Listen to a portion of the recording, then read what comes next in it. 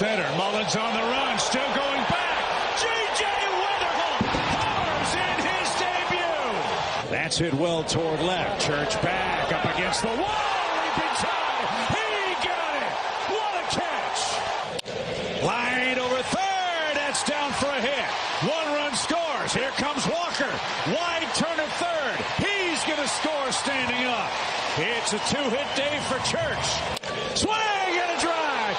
Belted right. Burley admires that one. She is long gone. That was awesome. I'm sorry, man. I enjoyed the hell out of that game.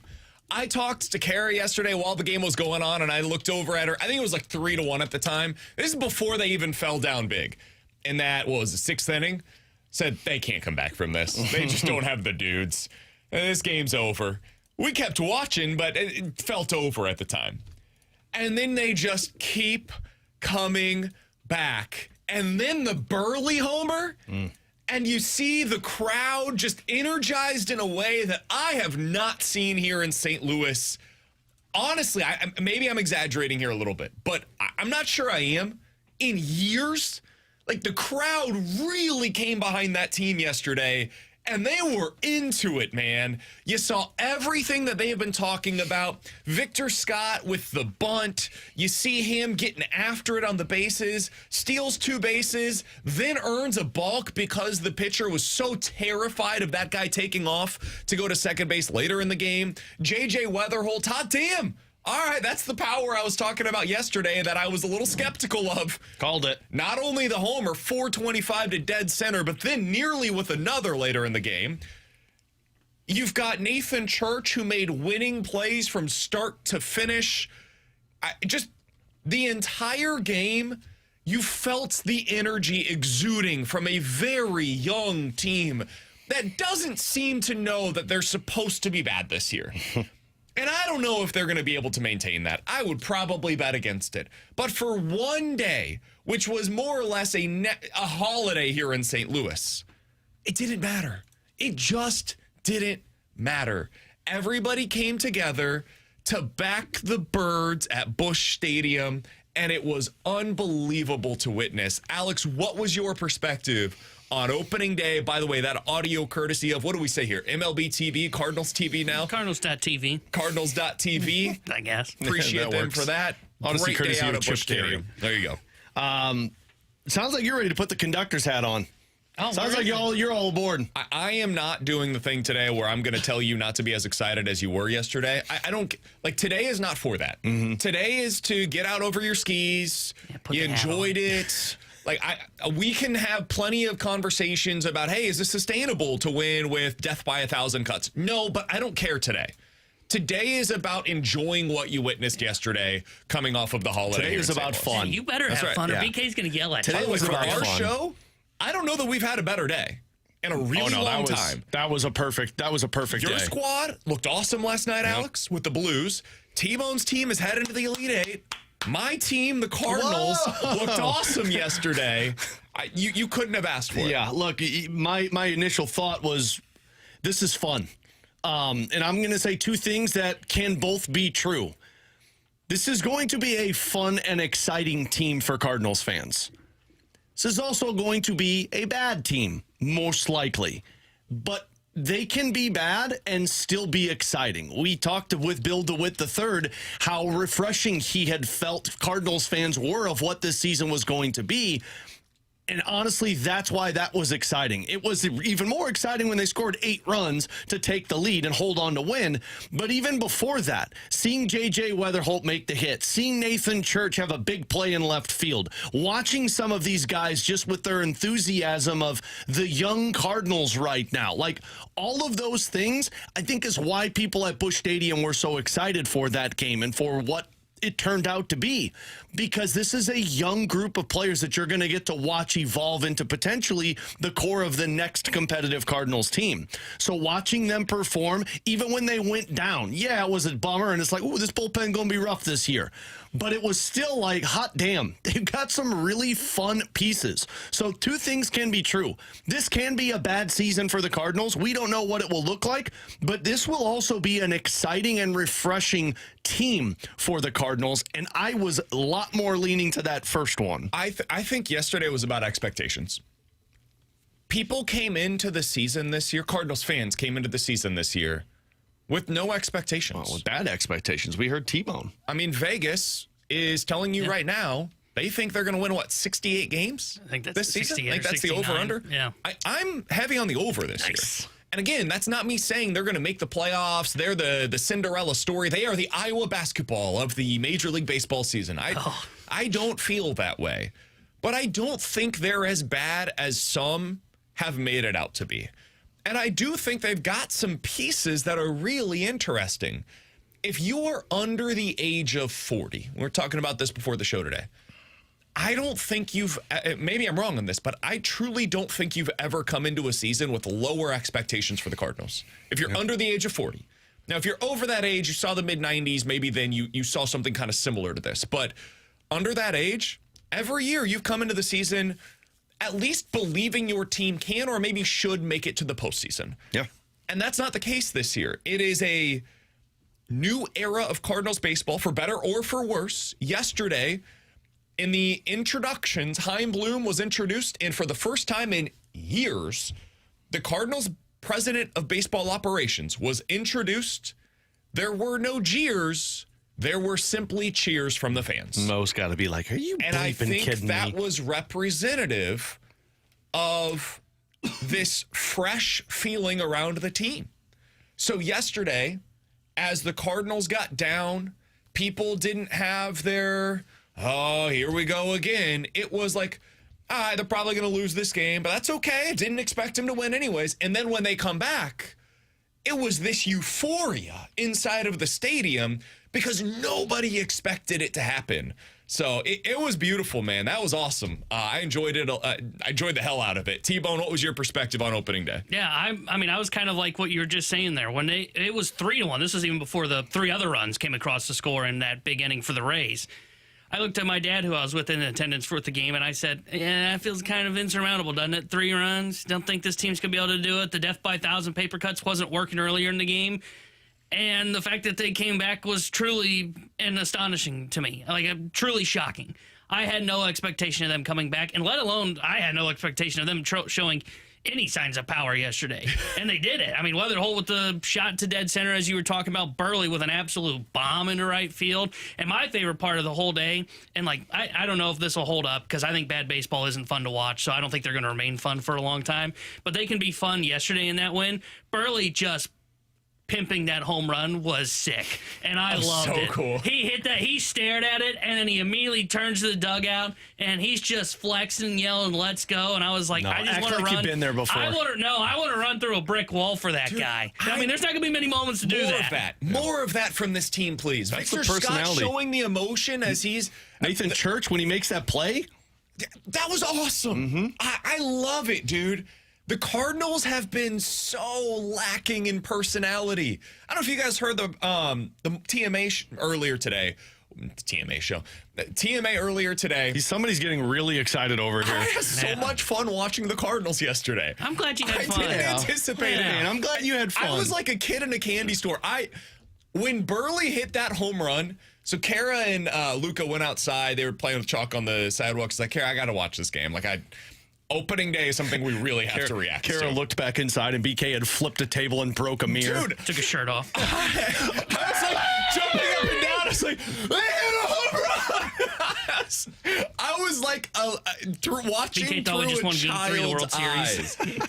It was, I don't know if anybody else had that reaction to it. T-Bone, what was it like in the stadium? You were there it went when that nuts. happened. I was also sitting in a row of 2 drunk fans that were really weren't ready for a rebuild apparently. But yeah, I mean, it was just one of those where you could kind of slowly feel it bubbling because they have a couple singles that bring home a couple of runs and the walk, and you could just kind of feel everybody going, okay, this is fun. They're making it interesting, but they're not really gonna put up 8 in this inning, right?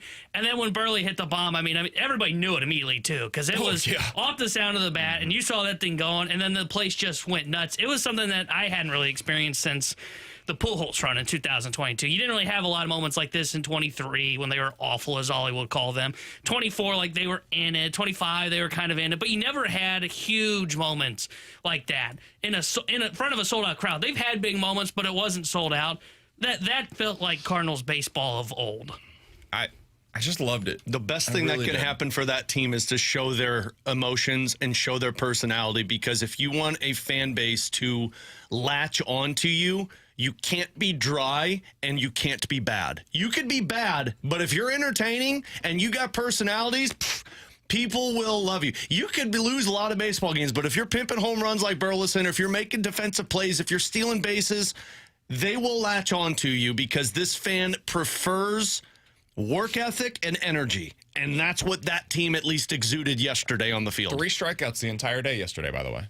And that's going up against a really good starting pitcher who strikes out the world. Well, I think about our pitching what was his pitch count after the Cardinals lineup only struck out 3 times yesterday. That's going to need that has to be the case for them. They cannot strike out. What was his pitch count in the first inning, Rasmussen? It had to have been in the 30s. There. I think it was like in the 20s. But I mean, it started out that I thought it was so symbolic with JJ Wetherholt opening up the game with, what was it, a 7-pitch at bat? He worked it to a full count. I mean, that's got to be their identity this season. They have to be a pain in the ass to play against, because I know they showed a little bit of power yesterday. I don't think that's going to be the case all season long, but if you're a pain in the ass to play against, it, you know, that helps you. That helps you get through some of these games where maybe your pitching staff is better than it was yesterday, and you can win 3-2 by playing with some of that small ball. On the point of that count that JJ Wetherholt worked, that dude looked like Matt Carpenter in that at bat. Like, it started off with 2 balls, and then he got it to 2-2, and then he took that ball that was like right under the zone. I mean, that was a Matt Carpenter at bat that I've ever seen, and he still made contact and nearly got a hit. Like, that's the approach that I think people will really enjoy with JJ Wetherholt. And then, of course, he showcased his power. So they've got a fun group, man. If it's a bad team, it's a bad team. But it's a fun group that could grab a lot of people's hearts this upcoming season. 314-399-9646. That's the Air Comfort Service text line to get involved in the show. YouTube chat is on youtube.com/101ESPN STL. Yes, YouTube chat is on YouTube. You need to calm down over there, man. TMA show, YouTube chat's on YouTube. I'm on Mucinex right now. You need to chill, man. A bit of a cold. It was one game, okay? It was opening day. It wasn't the BK World totally Series. rolled over this morning and tweeted out, the Cardinals are undefeated this season, didn't on he? base for 162. Yeah. I will not calm down today. Relax. I won't. I won't do it, because, and somebody said, you guys sound like irrational fans. Yes. Isn't that what we're supposed to do coming off of a game like that? No, we're supposed to give them journalistic perspective. Am I really supposed to come on here today, coming off of yesterday's unbelievable... Alex covered a shirt. Wait a minute. What? Coming off of that game yesterday, and I'm supposed to be like, yeah, that's not going to happen again. Because it probably won't. Like, the odds are that may be the most exciting game of the Cardinals season. The odds are very much in favor of that being the pinnacle and us not having a single moment that quite reaches that high again this year. It serves us no good to talk like that today. What I would prefer to do is talk about, hey, can this team have that kind of success this year? And they can... No, we're not doing that today. No conductor hat just yet. You know you want to put it on. Can this team win the fan base over?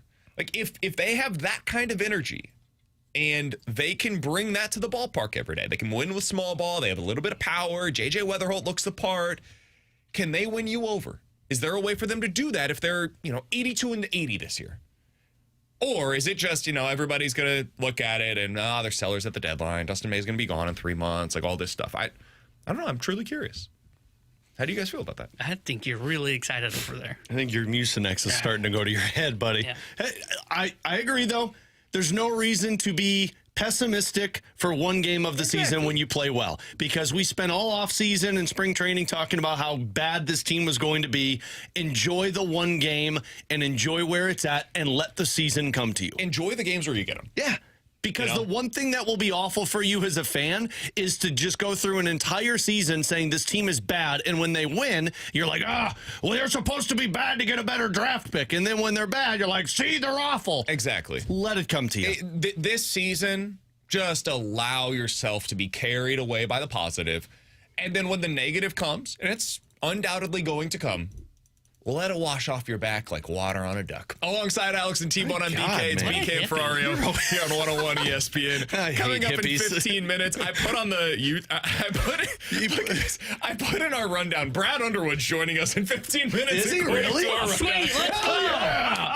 Let's go, baby! That is not the case. Brad Underwood's joining. Brad Thompson will join us coming up Brad. here in about 15 minutes. We'll get into Ask Us Anything at 11:45. But coming up next, we're going to do a split segment. We got to talk a little bit about the Blues, and T-Bone, your Illini are going to the Elite Eight. We got to talk about that as well. It's all coming up here on 101 ESPN.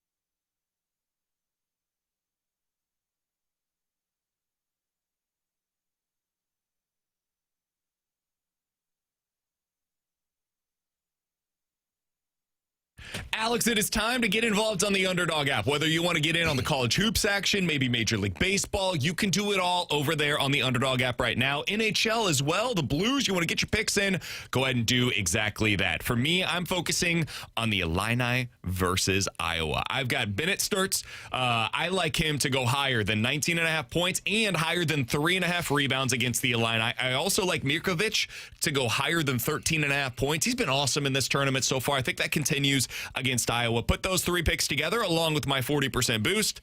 It is 8-1 odds over on the Underdog app. Maybe you love my play. Maybe you hate it. You can make your own over on Underdog today using our promo code BKO. Yeah, we do a lot of #FadeBK, so you can do that on Underdog, but whatever you do, make sure you're using the Underdog app because, as BK mentioned, you got those promo boosts that they offer, and if you get your entries right, you can win up to 5,000 times your cash. So download the Underdog app today. Use promo code BKO to score $50 in bonus entries when you play your first $5. That's promo promo code BKO. Underdog, make plays, win money. Must be 18 plus and present in Missouri. Terms apply. See assets.underdogfantasy.com/web/play and get terms _DFS_.html for details. Concerned with your play, call 1-800-MY-RESET or visit www.ncpgambling.org.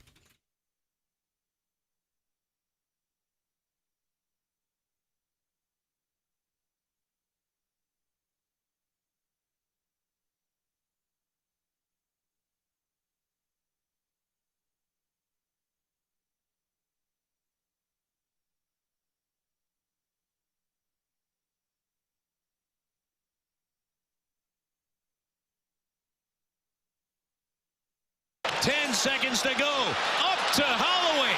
To the front of the net. 5 remaining. He scores! Bring out the Zamboni. Holloway. 2-1. St. Louis over the Sharks in overtime tonight. Is it time, Alex? That was so awesome. It's time to start looking at the standings? Yeah. Are we there right now? I think you look at the standings with a cautious optimism. But, yeah, I mean, you're 6 points out.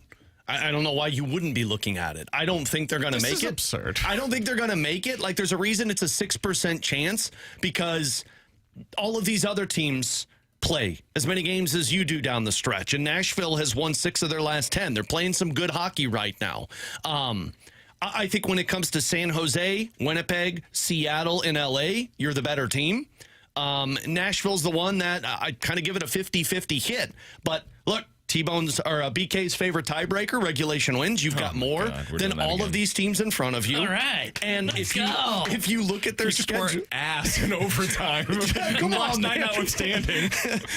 In the next 3 games, you play Toronto, San Jose, LA, and then add in the 4th, which is Anaheim, who you just beat.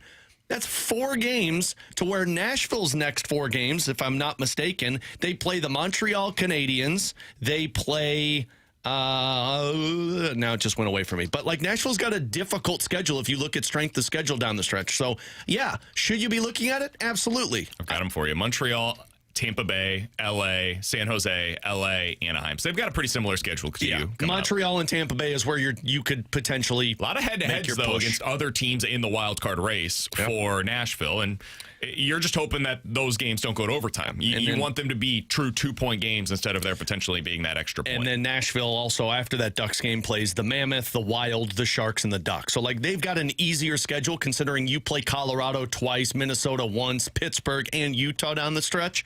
But look, you're 6 points. I don't know why you wouldn't be looking at it because you've lost 4 times since the Olympic break. What are we rooting for? Do we want this team to get back into it? Are we hoping for them to get pushed back down? Like, what is your hope at this point? Well, I'm done hoping that they get a top 3 pick. Now I'm just lottery season where it's like, look, what I'm hoping for is I hope they play competitive hockey down the stretch. If you get in, that would be awesome. I think there's a part of me that's like, I don't know if I want them to get in because I think if you get in, we'll talk about this in the 12 o'clock hour. I know. Oof, my Mucinex is kicking in. Boy, you guys are really excited over there. It's like Josh Schertz's tweet yesterday. Did you see him? No. Let me pull it up. I think he said, let's ho, Cardinals. Oh, God. Anyway, I'm just reading. I'm reporting the news here. We're talking about this in the 12 o'clock hour, but there's a little... he said, hard to beat opening day. Let's ho Cards. Let's ho Cards. Maybe he meant like, let's ho the And then later seat. he said, finishing off the night, can you tell which one of us is coaching the Blues tonight? He tweeted a picture of he and Jim Montgomery. Hopefully no embarrassing misspellings in this one. That's pretty fun. I saw that one. He might have meant hoeing, like putting seeds down and hoe through them like the Cardinals. Anyway, the concern of them making the playoffs is what happened at the beginning of this season. The false sense of security of, oh, we're good now, and then you open up poorly next season. So I think I'm just hoping that they stay in the fight, but you still keep everyone else in the fight, and it keeps you around 5 or 6 in the draft lottery. Yeah, I think I'm kind of in the same boat of, like, I kind of don't want them to make it just so it is another reminder for them, like, you can't take the first 3 months of the season off. But I say that, and then I think about it, and I go, well, they haven't learned their lesson the last 3 years from that, so I don't even know what I should be rooting for at this point. And they got goaltending that literally could win. Yeah, I'm swept up in the emotion of the Cardinals today. Just go. I.e. is Mucinex. Yeah. I mean, to be fair, like they could go on a run based on the way that they're playing. And the reason I say that, this Western Conference stinks, man. Central's good. The West stinks. And add in the fact that, man, your goaltending looks unbelievable. And we've seen this with Bennington. This year, I think it's a Hofer. And honestly, I'm here for the conversation if they make the playoffs, who you turn to in goal. Because both of your goalies have been great. It has to Bennington be Hofer. has the track record, but Hofer's been unbelievable this year, and he's your future number one. Alex, you know I'm stupid, so I'll go ahead and ask this question on the air for any of the other fans that are right there with me. If they were to get that last wild card spot, who would they play? Would they have to play up against Colorado? Colorado. Okay, The last wild card spot. Come on, man. Last time somebody that's not said exactly last year's Winnipeg Jets. Last time somebody said that, they almost beat Colorado in the playoffs, right? And then Nazem Kadri had to. What do you mean it's a little different? Colorado teams like the Monstars. I think this would be like the year where they lost Piranha, were like knocked out in 4 games. This Colorado team's like the Monstars on the offensive side of things. This Colorado team also does not have very solid goaltending. They're 48-13-10. I'll take. They did a lot of that early on in the season. They had to play competitive hockky for a while. We saw how that went for Jim Montgomery's Nathan Bruins. McKinnon has 117 points. Martin Necas has 90. That's fine. Nathan McKinnon is a guy's plus. got like 45 points. Yeah, we're going to roll McKinnon without is a 20-goal score. I think Nathan McKinnon's plus minus is higher than the highest points for anybody on the What's his Blues. plus minus? I'll 57. Oh, yeah. Yeah, absolutely. There's nobody at 57, I don't think, on What the is team. the I highest think on the somebody Blues? does have 57 No, points on the 46 Blues. is the most points Is on this that team. true? Yeah, Is it I was going to say, Oh I'm my pretty sure God. it's 46 Who is points. it? It's Thomas. Okay, I couldn't. Where's Thomas has Booch? got 46, Booch has 42, and then Jimmy Snuggerud has 38. Boy, the little teeny tiny Blues rolling up without a 50-point guy and, And then lack they'll of a take him 20-goal down in score. 7 games. Yeah, we're not going to give up any goals. That's why. T-Bone, we've got about 60 seconds here. I wish we had more, but we got carried away with the Cardinals. Blues, baby. The Works out Illini on her won lost last team. night. It's the exact kind of matchup that has typically gone against Brad Underwood and his tenure with the Illini. Last night, they were able to not only win that game, but in the second half, completely pulled away from Houston, and they did so on their own terms. They played that game kind of to the Houston tempo in the first half, and then their offense was simply too much for Houston. Houston missed like 7 straight shots. It was ridiculous. What did you learn about the Illini last night in that win? That they are going to the Final Four and have a chance to win it all. Watching them last night, that's the best defense I've seen them play, by the way. And I think some of it was Houston doesn't have a great offense, but I think defensively, that's the best they've looked all season long. They were on the ball the whole time. They weren't getting beat off the dribble. Help side defense was great. And then just the patience and composure from their guards in that game. Houston was blitzing them like crazy with double teams. Did not matter. They had like one small stretch where they went like 2 or 3 turnovers in a row. For the most part, though, took care of the basketball, were patient, looked for their shot. Wagler had a great game, even though he only had like 12 points in the contest. They're just so balanced. I think it's the best team Underwood has had in his time at Illinois. I don't know if it's got the same star power that it had. He doesn't have a Shannon. He doesn't have an Io. Arguably doesn't even have a Kofi. Wagler's up there, but man, 1 through 8, this team is just so deep, and I think they're going to take care of business and get to the Final Four this weekend. I agree. We'll talk more about the matchup against Iowa here in the 12 o'clock hour, but man, this team, we've said it all year long, they have the potential to be a legit Final Four candidate, and you saw it yesterday. In Ken Palm's metrics, they are now the 4th best team in the country, and I think there's a real chance this year we see Arizona, Michigan, Duke, Illinois as your Final Four. Those right now are the top 4 teams in Ken Palm. And I think they've earned that. I had questions about their defense coming in. I don't have questions about their defense right now. It showed out in a big way yesterday against Houston. Alongside Alex and T-Bone, I'm BK. Coming up next, no, it's not Brad Underwood, but it is the next best thing. Brad Thompson, Cardinals analyst, former Cardinals reliever, and of course, World Series champion, joins us to react to yesterday's unbelievable opening day home opener win for the Redbirds. We'll talk to him about it next year on 101 ESPN.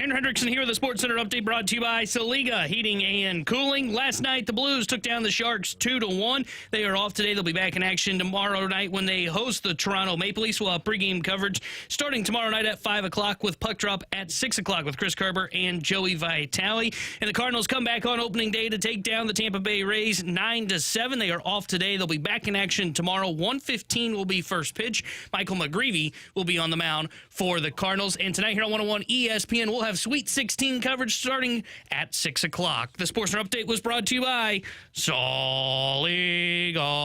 Heating and Cooling, a Daikin heating and air conditioning dealer.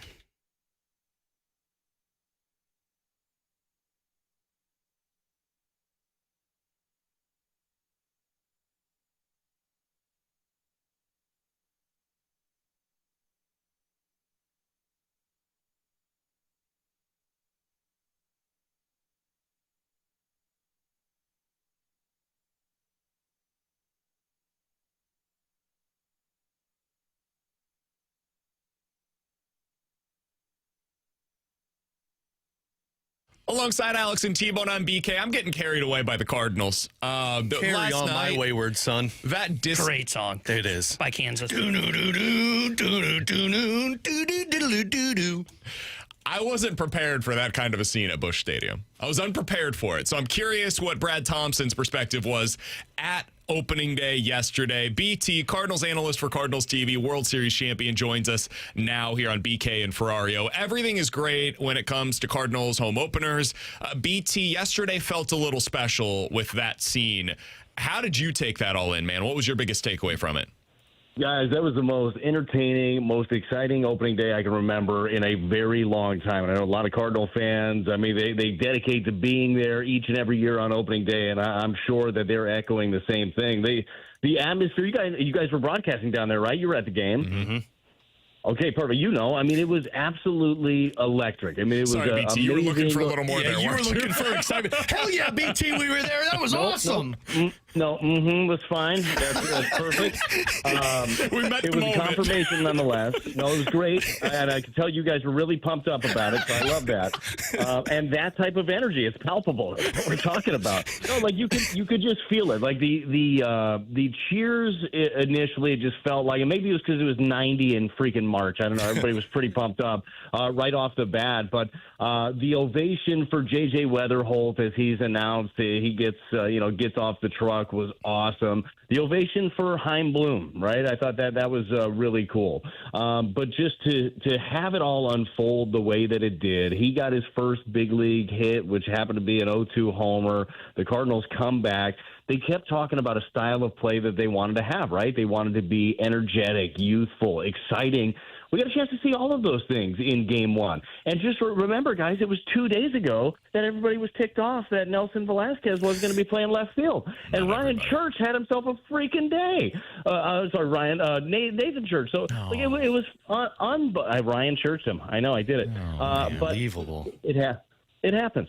But it was so amazing that everything just worked out the way that it did, man. It was all smiles at the stadium. So we talked about this in the open, BT, because I think there were a lot of people that were just like, oh gosh, a rebuild, this is going to be awful. But watching the energy and enthusiasm from those players, Burleson with his home run reaction, Church making that catch, do you think this is going to be a group of players that Cardinals fans, despite of what the record is going to look like, are going to be able to attach themselves to? Mm-hmm. Is that good enough? Was that you met the moment, BT. You met it, man. No, I do. I do. Look, there are going to be some ugly days throughout. There are for any season. I don't care if you have a veteran team or if you got a young team. It doesn't matter. You're going to have that. But I do believe. Here's what I like about this team. They're taking ownership of it. This is their team. And this is not to disrespect veterans that have been here before, but this is not Arenado's team. It's not Contreras' team. It's not Sonny Gray's team. Got a lot of young guys that are doing this together, and they're taking ownership of it. And you got a chance to see it on day one. Will it always look like that? No. I got a feeling that they're probably not going to rattle off 7 hits in a row like they did and be able to put up a spot like that every single time. That doesn't work that way. But I do believe that the energy is going to be consistent and the focus is going to be consistent because, as we've talked about in the past, but now we actually got to see it for one game, this group is so young and has so much to prove. They don't have time to take days off. They don't have time to go into hustle slumps. Like, that's not a thing young teams do, because guess what? As soon as you do, somebody in AAA or somebody in AA is hunting for your job. Like, I really believe that we're going to see that style of play all season. We're talking to Brad Thompson here on 101 ESPN, Cardinals analyst, World Series champion. BT, can we talk about Nathan, don't call me Ryan Church a little bit here? Yeah, let's do it. I said yesterday, and I've been maintaining this for the last week, I'm Nathan Church curious. I want to see what this looks like. I was not overly upset that they decided not to bring Nelson Velazquez with them, because I think there might be more here. I mean, you look at the numbers that he put up in the minor leagues over the last couple of seasons. It's been pretty damn impressive. I don't know if he's going to be this player, but it's kind of Brendan Donovan-esque, where it's a late bloomer, but he's productive. The Cardinals clearly see something in him. When you talk to people around the club, or just based on what you've seen from him in spring, what do you find interesting about Nathan Church, the baseball player? Well, I think you hit the nail on the head, BK. Look, this is the guy, as soon as he was called up last year, I got a text message right away from Ryan Ludwig, who, as you guys know, Luddy works with the organization, works with the outfielders, roams around, works for him. He works with everybody. And he just sent me a message. He goes, dude, you are going to love this kid. You're going to love the way that he plays. You're just going to love the way that he attacks the game. He's awesome. Look out for him. And he started out the season, struggled offensively last year. But what really stood out for me was how consistent he was in his approach. Like, any young guy that starts out his big league career 0 for 15, going to be down in the dumps and just going to be really struggling. He wasn't. Like, he stayed as consistent as you can. You need those sort of attributes to have success at the big league level. So to do what he was able to do on opening day, you end up robbing a homer of, former beloved Cardinal, Belade. Like, that was a big deal. Ryan Belade was out there. Yeah, I know. The ovation. That's why you got Nathan and Ryan Church mixed up. And batting, yes, good call on that one. And batting second, did not see that coming yesterday. Yeah, I might have put Caminero there, but they've got more computers than I do. But it is one where, and by the way, he swung the bat really well. No disrespect there. But it was cool to see that. And I said it during the broadcast with Chip a couple of times. I really do believe that Church has the skill set where this isn't when Newt's back, Newt's in left field and Church is out. I don't think so. I think that he is going to make this decision a very difficult one for Oli and for the front office whenever that time comes. I want Newt back as soon as possible. Would love to have that skill set there. But I think that everybody's going to have to be on alert if Church plays the way that they believe he can play and the way that he believes he can play. But he's got it all. He's got some pop. He's got some speed. He is your best defensive outfielder. He's got a tremendous arm. Like, there's a lot to like there. All right, BT, on the Wetherholt side of things, obviously kid hits a bomb in his first hit in his second at-bat. You saw him throughout spring training. The hype was real, but did he impress you more than what you originally were when you saw him in spring training? 100%, yes. And it's not just like it's you knew the skill set that was there. We saw it all year last year with him. The numbers were real. But what really stood out to me with JJ Wetherholt on opening day, I like to read people's faces when they're out there, when they're doing things. The moment was never too big. Like, there was never a moment, not when he was getting off the truck or shaking hands with the Hall of Famers or down 0-2 or in an at-bat or getting out in his first big league at-bat, but a 7-pitch at-bat, by the way, in his first one before he flew out to shallow center to Cedric Mullins. Nothing looked too big. And then he gets into an 0-2 count, and he just simplified, got a barrel to a 96-mile-an-hour fastball that was off the plate and drove it to dead center field. Like, he's just such calmness in his game. And then later on, as you guys know, the sac fly in the 6th inning to keep things going. But one thing when we were talking to Oli before, and I know that he has mentioned this with JJ Wetherholt throughout spring training, one of the things they really tasked him to work on at second base, first of all, just the position in general, just getting more and more comfortable, although he's played it in the past, just getting more comfortable. But one play that he really struggled with was his backhand.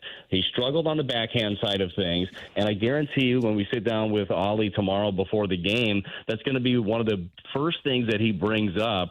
Eighth inning on Richie Palacios, he ended up having that backhander, charged through it, short pick, made a good play to settle things down there in the eighth inning. The kid's the real deal. Like he's got the poise. He has not been afraid of any of the fanfare, and certainly there's been fanfare, I'm sure, throughout his entire career. Always been a stud at every single level. But I think we got something special here in St. Louis in JJ Wetherholt. All right, BT, we'll get you out of here on this. What can it do for a young team to show that kind of proof of concept? I mean, they go out there, they were talking all spring about being this difficult team to play against, playing with emotion, not giving away outs, all of these different things. And then on opening day, every single thing they discussed, you see it out there on the field. What can that do for a young team to see it actually come to fruition? Yeah, look, I think it means a lot, but the thing about baseball is you just have to prove it again tomorrow, and that's going to be the biggest thing is consistently putting in the work that puts you in positions to get the hits like you did yesterday and make the plays like you did yesterday. The work is going to be critical for this group. They're young. That's not going to be an issue, I don't think. I know their coaching staff is ready to work them, but it's just going to be about consistency in the attitude and the approach every single day. And there will be a day they're going to get punched in the face. Like, it's going to happen. They're going to have a bad day. It's going to look flat. How do they respond the next one, right? Because you don't have a group of guys that has these huge accolades on the back of a baseball card. Those guys are gone.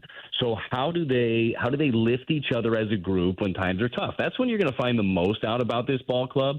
But to go into the season having the goals that you had and being able to come out on opening day and not fall flat and get people truly excited, I guarantee you that there were a lot of people that went to opening day just because that's what they do. You're in St. Louis, you go to opening day, you're going to pack the house, but they weren't very excited about this ball club, weren't very excited about this season, that are looking at tickets and looking at wanting to be there and wanting to see this team grow. And that's the goal, right? This group is trying to build something special, and we got a chance to see the beginning of it yesterday. Yeah, good. Go ahead.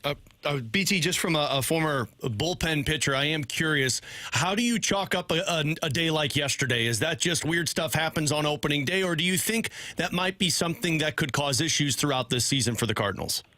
No, I still believe that the bullpen is going to be one of the biggest strengths. Certainly not today that Matt Swanson, Brule, or Roycroft won. You want to talk about some bad luck. Chris Roycroft, oh my gosh, he was throwing some turbo sinkers, just beating them into the ground, a couple of infield hits. But your big dogs at the back end, they got the job done. While, Ryan Stanek made it very interesting. He's an entertainer, boy, that's for sure. The three walks before the strikeout to get things done. But I do think that group is going to be very, very solid, and that's what good teams do, right? If one piece of your club struggles, another piece of it is able to pick them up. So definitely believe in that bullpen group. You guys know this. That is it is a very volatile group down there. You're going to have a lot of ups and downs. So there's going to be a couple of days of not looking at ERAs. I would say certainly on the other side for Ian Seymour, who didn't get an out and gave up 5 runs for the Rays. Don't look at the ERA for a while. But that group is going to be solid. I know that Oli, Dusty, Hooley down in the bullpen, they're very, very confident in that group. So I'd say a one-off for that middle inning, just that one that went awry. If you're looking for Cardinals tickets, good tickets can be had right now for a pretty reasonable price. I think we're going tomorrow with the little guy, $25 for some tickets to get out there, go watch some good Cardinals baseball. Decent weather this weekend as well. So go ahead and enjoy some of these games, especially as the prices are low. If they're better than expected, maybe they could start coming up again. BT, appreciate the time as always, man. We'll talk with you again next week. Guys, I enjoyed it. Opening day was awesome. Can't wait to talk to you next week. You got it. That's Brad Thompson, Cardinals analyst for Cardinals TV and World Series champion. Joins us each and every Friday here on BK and Ferrario. 314-399-9646. That is the Air Comfort Service text line. YouTube chat, youtube.com/101ESPN-STL. It's all available for you right now. If you have any questions, sports or otherwise, we'll get to them next here on 101 ESPN.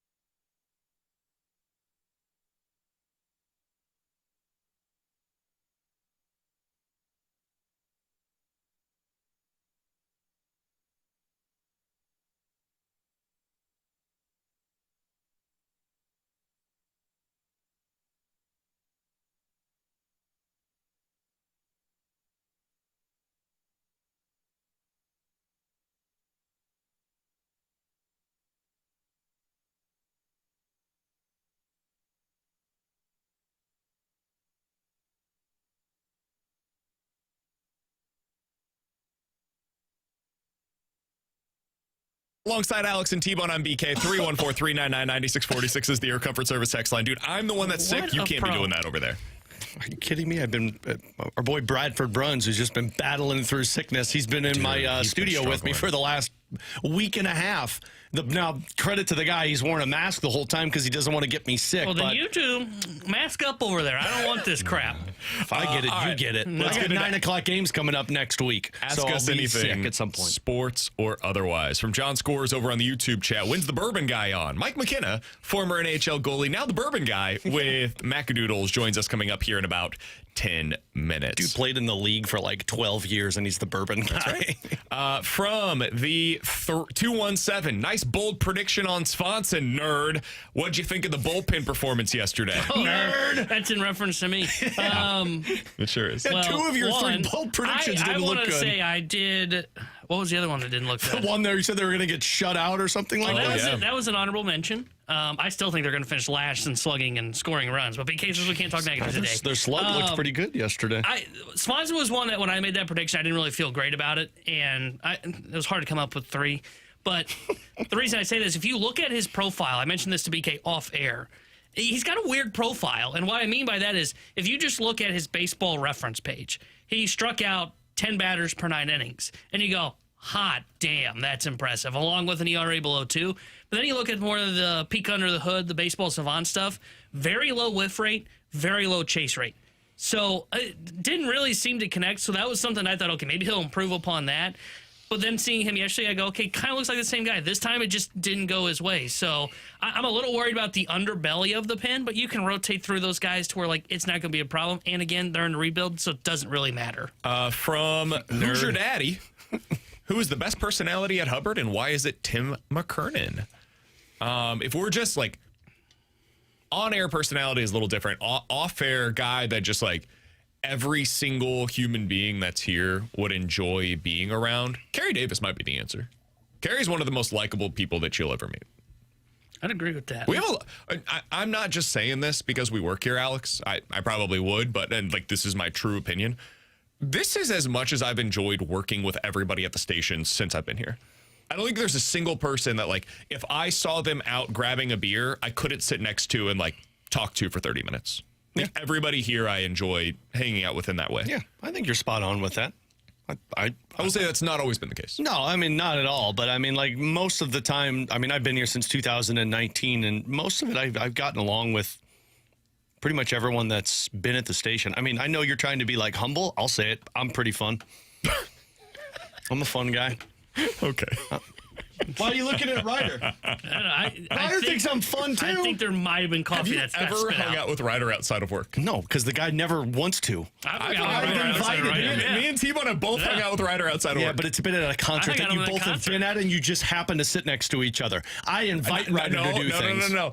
His wife and my wife are actually friends. No. I think you believe you're friends. In his mind, you're not friends. To be fair, I've hung out with Ryder outside work more than I've hung out with BK. 314-399-9646 more than you guys is the Air Comfort Service text line for Ask Us Anything from the 314. They may not want to sit and talk with you, though. That's fair. Yeah, I was going to say, I think both of you can think you're friends. One side might not believe it. The other one might. Kind of like BK and I's relationship. Hugh Jass. Yeah, you can say it slow, and it still sounds exactly what you're trying to avoid to say. Do you think it's possible Victor Scott II could steal 60 bases this year?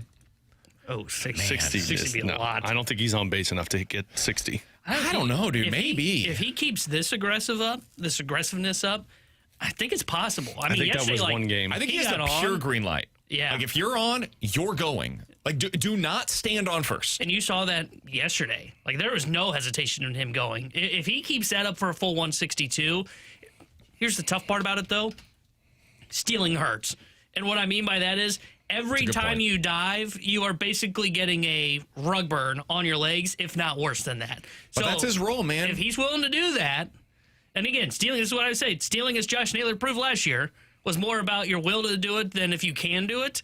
If he has the will to go and has that green light, yeah, he could get 60 even with a low on-base percentage. Eggplant emoji says BK or Jackson probably most unlikable. Dude, Jackson is not in that conversation.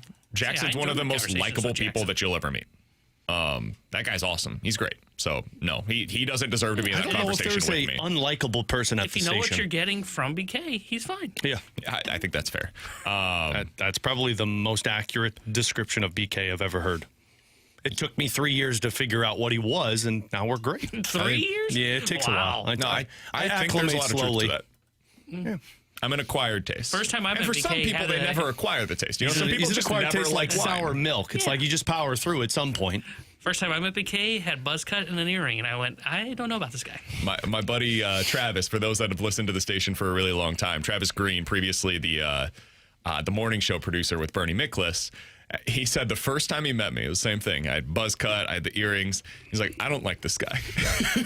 Now, I judge books by their Travis cover. is truly one of my best friends in the world. And so now, it took a little bit of time, but he came around. The first time I saw and met BK, I don't know if he remembers this. This was when I was working at KMOX, and I think you were recently new at 101. You must have been Kevin Wheeler's producer. Yeah. But it was at the Winter Classic, the Blues and Blackhawks. And I didn't know you remember that. I met him in the press box, and I shook hands with him. And I remember because I was with Ben Boyd, and I looked at Ben, and I go, I don't like that guy. That's fair. I judge books I by don't their think Ben cover. still likes yourself. Probably not. Well, I got to imagine you probably thought the same thing with me, but... First time I met Alex, he gave me a I business like card. most people. Now, Did I really? I gave you a business card? I met Alex and thought he was 10 years older than me. I was like, that guy must be like a true pro because he was wearing the full-on suit. I like did I a think he full was get-up. decked out when I saw him. Probably for a Blues And then he pulled game. out a business card. I was like, this guy's got to be 3 40. days into T-Bone and I's relationship was when T-Bone was running the board for the Blues, and I looked at him and I said, you're not allowed to go to Vegas for the 21st birthday. Yeah. John Scores said, Kilcoin might be tough. Nope. I don't think there's a person that I would not be able to be around. Everybody here is super approachable, too, maybe outside of me. No, you're approachable. It's just when you approach and you talk, it's like, oh, Jesus. That's fair. You're approachable. You got a big smile on your Did face. he really have tone about what I asked him? Yeah, What's for he's got lunch? tone when he says, hey, nice to meet you. From Mahomes' long buddy. I'm learning most people don't like BK at first. I think that's probably fair. No. Well, now he doesn't have the buzz cut or the earring. Yeah, no, From now the he Griff looks like too. Now a he dad. looks like a dad. Yeah. From Griff 2. BK's problem is that he's an arrogant ass. At least I come about it I honestly. mean, yeah. Wow, not pulling any punches, are we? I mean, text line? but let's be honest. I think you have to be a little arrogant to be in this business, I right? think there's some truth to that. I mean, like everybody's got to have a little arrogance to be here. There's a good amount of whether you want to call it pride, ego, whatever it is. you gotta, like, to think- believe that you have something to say that people need to hear. I think there's got to be a little something screwy going on, especially if you're not like a former athlete. Well, that's like, Carrie, it's one thing. Jamie, BT, these guys, they proved something for themselves. We're guys that couldn't prove anything with our athleticism, so we got to prove it every day on the air. That's like giving an opinion on St. Louis Cardinals baseball for a guy that was pitching middle school baseball at his peak, and Brad Thompson won the World Series. I Yeah, can't a little ice tough. skate, and I'm giving opinions on hockey. Yes. Like I can't ice skate. I can't go backwards. When I used to do couple skates at the roller skating rink, I'd have to go side to side because I can't go backwards. Holding hands. Yeah. I was the loser that was like, let's skate next to each other. It's a lot more You get one romantic, hand right? instead of two. Yeah. Alongside Yeah, Alex you hold T1 both on hands BK. before. Coming up Across next, the Mike waist. McKenna, the bourbon guy and former NHL goalie, next year on 101 ESPN.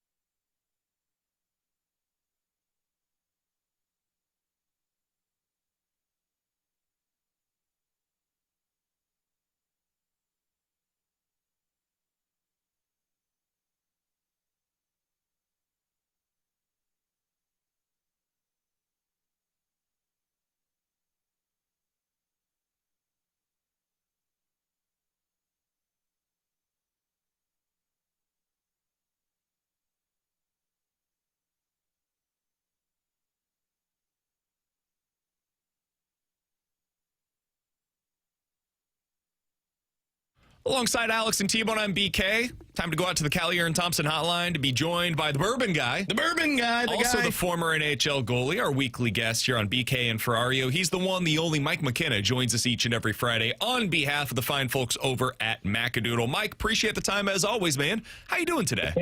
I can't believe I'm being known as the Bourbon Guy. I tell you what, next week I'm going to bring somebody on who really is the Bourbon Guy.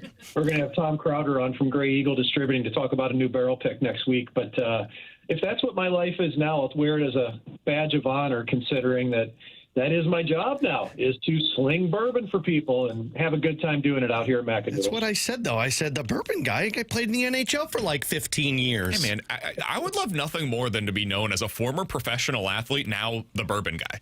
And that's pretty awesome, in my opinion. I guess. You know, it's funny, though. We did an event last night at the store for Rankin Jordan Hospital, and some folks came in, and I led off and said, this is my store. Thanks for coming. You may know me from occasional media and being a former NHL goaltender, and then it just opens the floodgates, you know. And obviously it's a little self-serving, but it also is telling your story of what your business is. And like, it's kind of affirming, though. Sometimes you almost forget when you get a couple of years out of playing that, I did actually accomplish my goals, and I did something really cool. So it's actually really flattering when people still want to talk about your career even a few years out.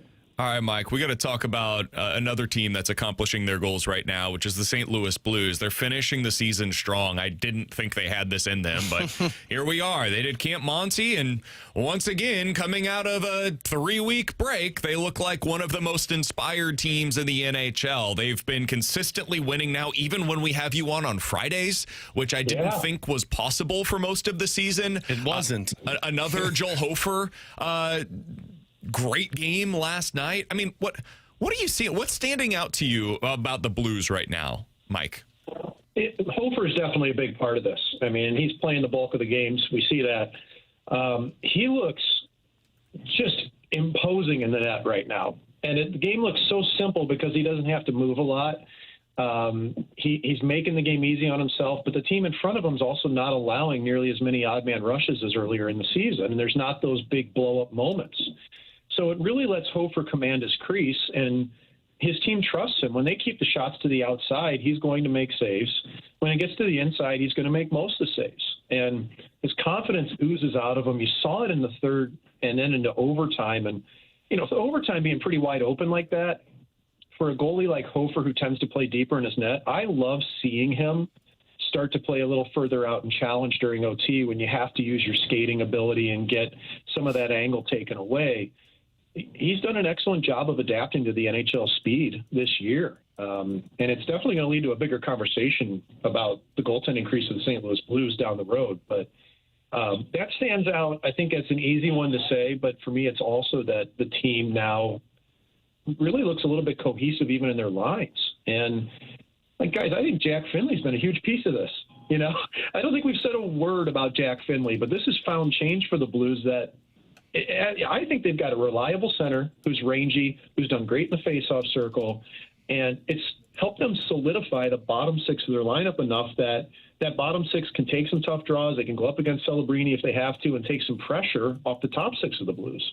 Not just great in the faceoff circle, but, I mean, he's been a massive piece of their penalty kill, which, I don't know if people know this, they have the best penalty kill in the National Hockey League since the Olympic break. Of course they do. They had the worst, or one of the worst, penalty kills in the National Hockey League before the Olympic break. Jack Finley claimed. Jack Finley has been probably the number one, or if not the number two guy that goes out over the boards for a penalty kill. He's winning 53% of his draws, and it's the best penalty kill in the National Hockey League. He's 6'6", he's got range, and he's a smart player. You know, these are the intangibles of when you draft people. And, I mean, he went in the second round to Tampa Bay, and he didn't just get drafted there because he was 6'6". There's game sense. There's pedigree. Why are the Tkachuk brothers good? Why are generational players? Why are there brothers in the league? Why are there, you know, descendants that are playing at certain levels? You have hockey knowledge that other people don't know when your parents played at a level that others haven't. It's just reality to it. And, like, he's so heady for a 22-year-old and how he plays. I don't know if his ceiling's beyond a third liner in the NHL, but I could care less. This is a guy I like having on the team, man, and I think it's given Torpo a little juice. taking some pressure off Pius Suter. You know, that Stenberg and Berggren looked great last night, really fast. So, yeah, I think you're just kind of seeing some lines finally click for the Blues. All right. The other follow-up question that I had on this, Mike, and I can't believe we're asking this question again at this point in the season, but here we are. Are you scoreboard watching right now? I mean, they're 6 points out. Nashville has played an extra game over you, so, you know, if you get 2 points in your next game, only 4 points out of that, you got a few teams between you. Have you arrived at that place yet? They're not making the playoffs, and I hate saying that because it sounds so fatalistic. Right, watch them go on the run and make it, and I've got egg absolutely all over my face. But kind of like last year. I would be overjoyed for that to happen. Trust me. To me, it's just there's 10 games left, and it's the sheer number of teams that are in front of them. There's 4 teams ahead of the St. Louis Blues before the wild card slot. One of those 4 teams, all of which have more points than the Blues, one of those 4 teams is going to continue to win at a pace that'll stay ahead of them. To me, that's what you always have to look at. And I know it might be a little fatalistic, but I've seen this in locker rooms before. You always feel like you have hope until there's no hope. And even if the Blues keep running the table here, their max points, 91 points, it feels great, but those other teams are going to continue to aggregate them. And are the Blues really going to go 7-2-2 down the stretch? They might, and I hope they do, man, because it's fun to watch. It's just really hard to leapfrog teams at this stage of the season with 10, 11 games left. So I talked about this on postgame, Mike, and we're going to talk about this coming up in just a little bit. But, you know, Monty was asked earlier today just about, you know, how are they playing this way and they weren't ready to play in October and November, because that's going to be his biggest task next season, is making sure that this team is ready to play in October and November. They were 10 games below 500 in the month of October over the last 3 seasons, including this year. Like, why is that so challenging for this team to open up the season and play with the same desperation that they're playing with right now?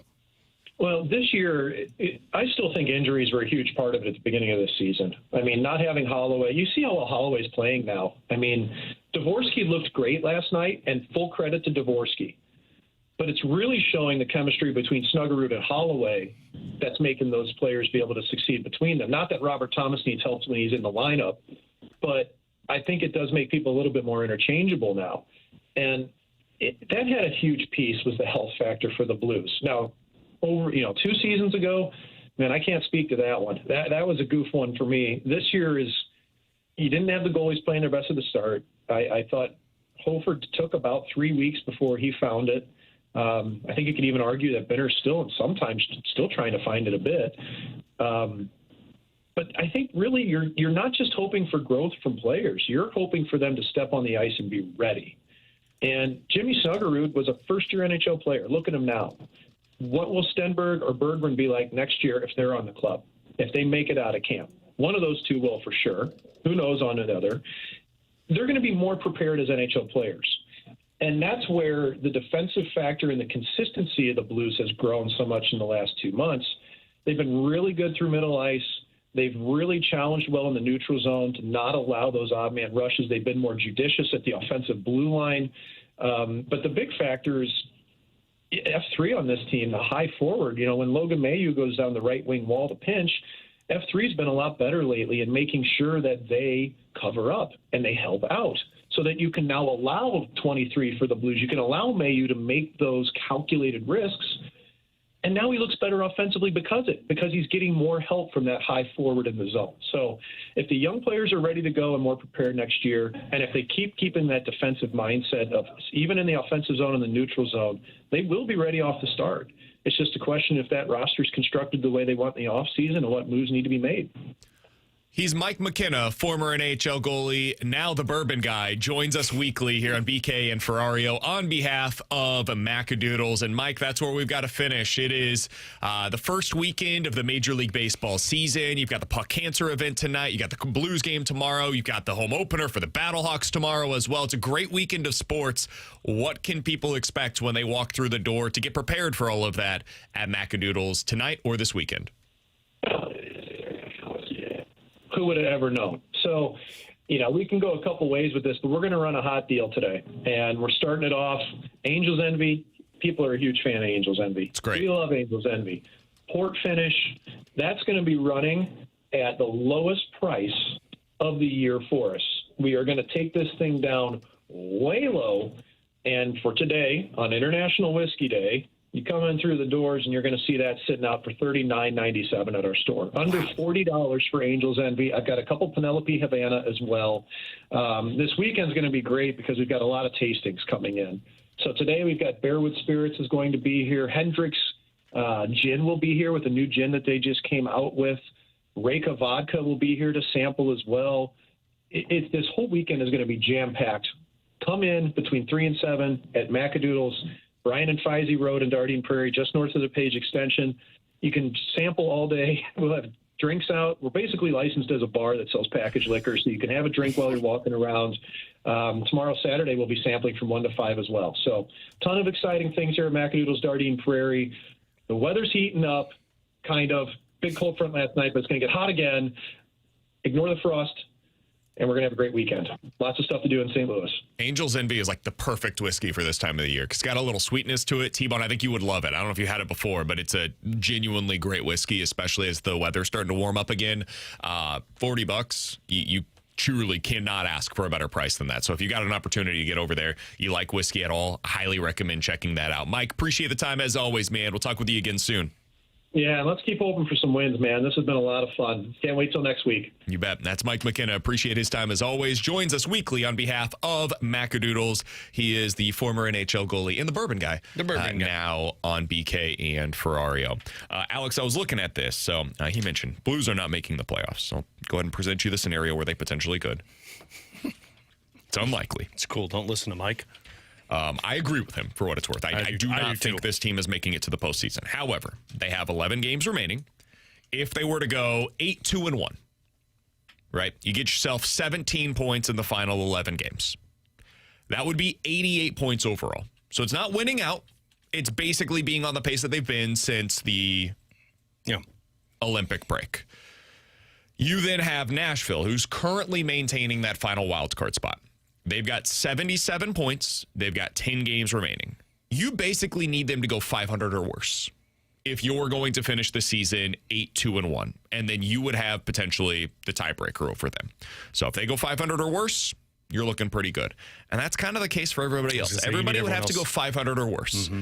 And if you end up in that scenario where you finish strong, these other teams go 500 or worse, there's still a chance, man. And, man, look at the way that these teams have been playing.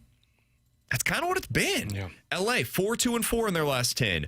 Seattle, 3-6-1. Winnipeg, 4-4-2. San Jose has lost 6 straight, and they're 2-6-2 in their last 10. I think the one team that's been above 500 is Nashville. Yeah, I think there's 3 you got to worry about because to me, Seattle has not played to the level that it's Nashville, it's LA, and it's Winnipeg. Those are the 3 teams. And the other thing is you've got some head-to-heads here, and I would have to go through and see how that all works out. Especially with LA. You could leap over LA because of that head-to-head, and you got a game in hand on the Kings and the Predators and the Winnipeg Jets. I look, it's 6% chance to make it, which it's the same odds that you'd get the top pick in the draft lottery. So how likely you think they are to get the number 1 pick is how likely they are to make the playoffs. I've seen crazier things happen. I think you're going to have to go probably 9 to 10 wins if you want it to be a reality, because then you allow those other teams to have to be closer to perfect the rest of the way. The St. Louis Blues, by the way, you mentioned they have the best penalty kill in the NHL since the Olympic break. They have the second best points percentage in the NHL since the Olympic break. The best goaltending. Goals allowed per game, they are the only team allowing fewer than 2 goals. They are at 1.5 goals allowed per game since the break. They also have the worst power play. Yeah. I think they've scored once on the power play since the Olympic break. 7%. Yeah. I believe they've scored once, if I'm not mistaken. It's either once or twice, but that to me, there's a lot of issues that they're going to have to figure out in terms of player recognition and who's a part of this team moving forward. The number 1 task that Jim Montgomery on top of Alex Steen is going to have to figure out is how do we find more power play? How do we improve this power play? Is it a coach coming in that knows how to coach it? Do we have to get specific players? Because the power play is bad, but you're also not getting power play chances. You're averaging 5 on 4. They have 1 power play goal. You're averaging about 2 power play opportunities per game. You got to get more than that.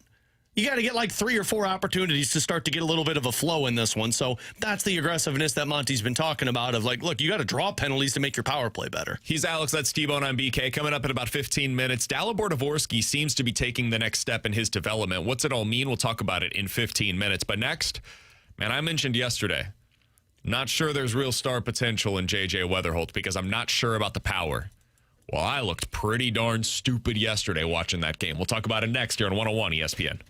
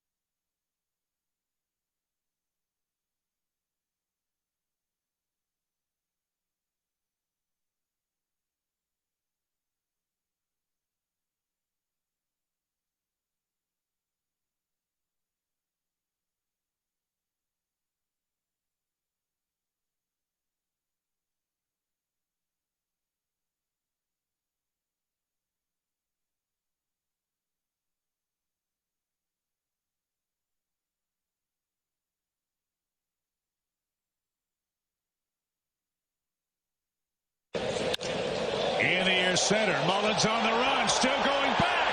JJ Wetherholt homers in his debut.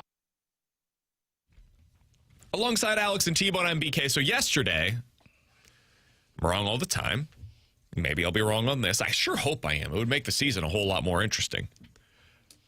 I said I'm not sure that JJ Wetherholt has the power to take himself to that next level where he is a true star in Major League Baseball. And then he goes and does that on opening day. Audio courtesy of Cardinals TV. Alex, that is the kind of swing that opens your eyes to a whole swath of opportunities and possibilities for a player. That was an outside fastball at what, 97? Mm-hmm. That he puts in dead center 425 feet away. That was outside the strike zone, too, so he had to reach for it. Somebody mentioned that about No, you just said 12 high. seconds ago. You just said high in the zone. You didn't say outside the zone. I did not say high. I did say outside. No, you didn't. You said high in the zone. Okay. That's the kind of swing that really opens your eyes about a player. And so I watched that, and I was like, all right, maybe there is a little bit more here. Maybe I have been a little low on his potential as a Cardinal. What did you see from JJ Wetherholt yesterday that stood out, Alex? I mean, just the ability to work the strike zone first. Like I mentioned in the open, like that first at-bat that he drove almost a bloop single. I mean, that was Matt Carpenter-esque in terms of forcing the pitcher to have to work to make the perfect pitch to strike him out. To the one pitch that made it 3-2 that was like borderline going to be a strike or a ball. And it was a great eye by JJ Wetherholt. But his ability to and then I think it's just that raw power. I mean, to connect with that type of pitch outside of the zone and go dead center, and then the rest of the at-bats, you just continued to see the power that he has. That's why I didn't hit the button yesterday when you told us Andrew Benintendi, because as great as that is, that's a success. Any major leaguer, that's a success to play that long and be that good. But there's more for Wetherholt, and I hope there's more for Wetherholt. I said Bo Bichette, Trey Turner, like that's the highest of high you can get. But I hope he is that. And I think that power he just showed you is the power that, he could be a 20 home run hitter in Major League Baseball. I think 20 is definitely in play. My question was, like, can he get to 25 to 30? Because I think that's the next ceiling, right? I mean, that's how you get to 20+% above league average offensively. That's how you get to superstar status. Yeah. You connect with that pitch at that speed and that placement, that's superstar power. You at least have the potential to do it. I don't know if he will or not. Like, yesterday was a great day for JJ Wetherholt. A great day. There's no real way around that. I'm really curious to see what it looks like as people figure out, like, okay, what's the book on him? Because it's going to take a little while. The first month of the season, the league is having to figure out how to adjust to him, not the other way around. Because he's going to have all the book on all these different pitchers that he's seeing, and it sure seems as though he is a guy that's going to come in with a clear plan on how he wants to attack them.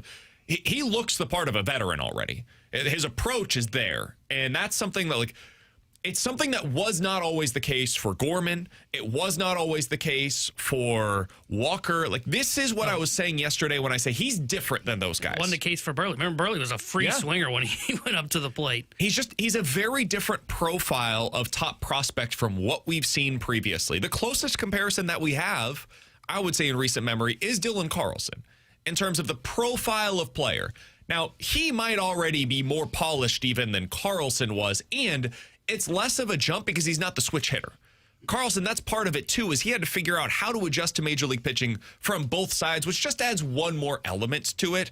Wetherholt is switching positions, but that's just less of a transition at the Major League level. So, man, I really liked what we saw from him yesterday, and I'm curious what this can look like in the first month. And if, again, I'm not getting out over my skis here, I promise you, but if he has a really impressive first month, it's the kind of thing that can carry us all away where it's like, all right, maybe there could be more here for this team because they need somebody to improve the ceiling.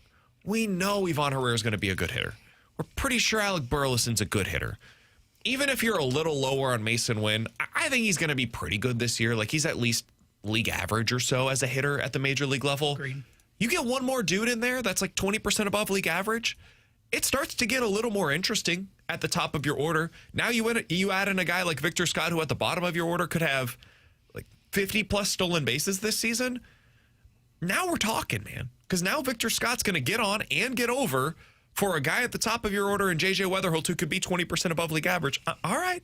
That's the making of something that could keep me entertained for at least a few months. Yeah, I agree with you there. And then if he ends up becoming that guy, it just allows for you to dream on what he's going to potentially be, right? Like, I think that was maybe the most encouraging sign about yesterday was it's the first time you really got to see him in an environment where people are truly trying to get him out.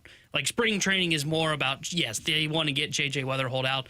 But let's be honest, a lot of pitchers are working on stuff. Like half the Cardinals rotation was talking about working on a kick change this offseason that they implemented in spring training. Now guys were trying to get him out. And as you saw yesterday, he looked like what Derek had told us, right? The best hitter at the plate for the Cardinals. Just the approach, the batter's eye. I mean, that take and that first at-bat was extremely close that he takes and ends up taking a ball and almost gets the base hit, as Alex had mentioned. And the power is pure power. I mean, what you saw, what BK said, though, is what's going to be the true factor is, okay, how much can he really get to that on a consistency basis?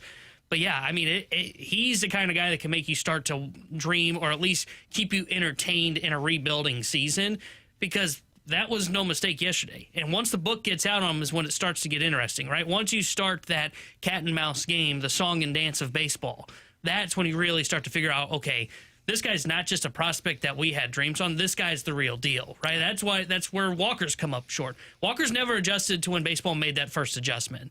You know, Victor Scott still hasn't adjusted to when baseball made the first adjustment for him. But that's what separates those great players from the ones that are just simply good.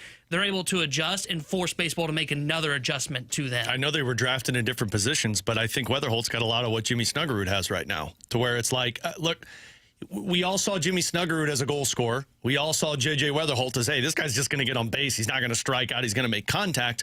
But then when you see what else Snuggerud can do, it's like, oh, damn, they might have something special here, to where now you see the power of Wetherholt, and it's like, hey, this might be the first time that you're going to see that superstar quality player. And I know the Blues aren't in a rebuild. At least that's not what they're saying. And the Cardinals are going into a rebuild. But why has this been a little bit more entertaining? One, they're winning, but two, like, you see what Snuggerud might actually become for the Blues. Just like this season, you're going to see what Wetherholt can become, which provides you something that you haven't had since Yachty and Pujols. I think this is a fair question from the 618. BK, I'm a little bit confused. I say this as someone who respects you and thinks you are the best media personality in St. Louis. Whoa. First of all, thank you. Whoa, first of all, no. That's too kind. Top five, maybe. Hold on. We continue from there. Do you think you're out over your skis on both sides here? Yesterday, you said that he's not a superstar and he doesn't have that potential. And today, you said he looks the part of a veteran. I'm a little confused more than anything else. Fair question. Let me clarify here. I still feel the way that I did yesterday. I'm not sure this is a guy that you can see as a 20+% above league average hitter. And that's because of more than just one game. Like, yesterday was amazing. And I'm not taking away anything of what we saw yesterday. But he does have a track record in minor league baseball that doesn't suggest, based upon A, his statistics, and B, the prospect write-ups, that he's a guy that's going to be this big power producer at the major league level. Now, maybe that changes, because we've seen this in hockey, Alex. We talk to people all the time, like Otto Stenberg. You look at what he did down in the minor leagues, it's not overly impressive. No. You look at the prospect reports, not overly impressive. But then I see him at the NHL level, and his game translates to this level maybe better than it did in the AHL, where everybody tells you it's just chaos. Mm-hmm. It's chaos at that level. This is more structured. It's a very structured environment, so his game translates to that. Yeah. Because he makes winning plays consistently. I do wonder, JJ, who is a guy that controls the strike zone extremely well, will he actually benefit power-wise from going against more pitchers that can command? That they are going to throw it in the zone more often against him than guys at the minor league level that just don't have that kind of control yet. And so you see more of those walks in the minor leagues where maybe now they're able to actually get it in the zone more often, and he's getting his A swing off against those pitches. Is that something where instead of taking a walk in an at-bat, when he's up in a count like 3-1, that last pitch that maybe is a walk down in the minors, maybe they do get it out over the plate, and he's able to take advantage, gets his A swing on it, and that's where you see the power. It's possible. I don't know. I'm leaving the door open for that. And that's where yesterday I'm like, all right, this is interesting. So that's what I took from it. It's the sign that you would want to see if you were wondering if there's more there. Is it something that's going to sway me from one day? No. Whatever you felt yesterday going into the day, you should probably feel that same way today. It's one game. There's a lot of these, 162 of them. But it's a good box to check, right? So that's where I would come off of this is you couldn't have really asked for anything more yesterday from JJ Wetherholt than what you saw. And it's okay to be excited about it. If you're a Cardinals fan and you saw that and you left you saying, like, I'm really excited about that, great. You should be. That's the kind of thing you'd want to see from the top prospect in your system. Yeah, and it's possible. Like, I mean, you mentioned the idea of, like, hey, he's got the batter's eye that now pitchers are going to come into the zone more, right? They're going to try and go in the zone, and that maybe allows him to get his A swing off. It's possible he ends up just being Nootbaar. And what I mean by that is that was kind of the thing with Nootbaar. Nootbaar has such a good batter's eye. I shouldn't act like he's past tense. He's still here. He has such a good batter's eye that he just takes pitches away, so it forces pitchers into the zone. And the Cardinals' hope was, when he was kind of talked about coming out of, 2023, I think it was, that, hey, with his great batter's eye, it forces them into the zone more, and he's able to add even more to that power, right? He's able to do a little bit more damage. He's never really been able to get to that. And I don't know if that's because of the injuries that he's had, or if it's just, hey, you know what, he is capped at a 20 home run guy, and we just know that at that point, 15 to 20 home runs. It's possible that's JJ Wetherholt. Or it's possible it is what you are saying, which is, hey, maybe he is got a better swing and a little bit more power than we were expecting, than what some of the scouts were saying and what some of the reports were saying. And when he does get that A swing off, now he's able to really do damage to it. And that's why I think if you heard at winter warmup when Wetherholt talked, and I don't remember if Oli had mentioned this or if Hyman mentioned this, they talked a little bit about, hey, the Cardinals want me to pull the ball a little bit more. That's why. They want him on that A swing. Sure, Cardinals fans love hearing that. Let's do that that's again. how you get that home run, 100%. right? I mean, Eno's told us this before. The best ball hit in baseball is the pull side fly ball because it's an easier home run. It's the power swing. And if you're able to get that to do with your A swing, when you're able to force teams into the zone, that's how you unlock that power that you are looking for. Alongside Alex and T-Bone, I'm BK. Really fun environment at Busch Stadium yesterday. JJ Wetherholt, everything you could ask for and then some. Coming up next, same thing was true last night. You went from Busch Stadium, many of you, over to Enterprise Center, and you saw Dalibor Dvorsky get the opportunity to take on the role as the #1 center for the Blues last night. What did Alex see from Dvorsky? We'll ask him next here on 101 ESPN.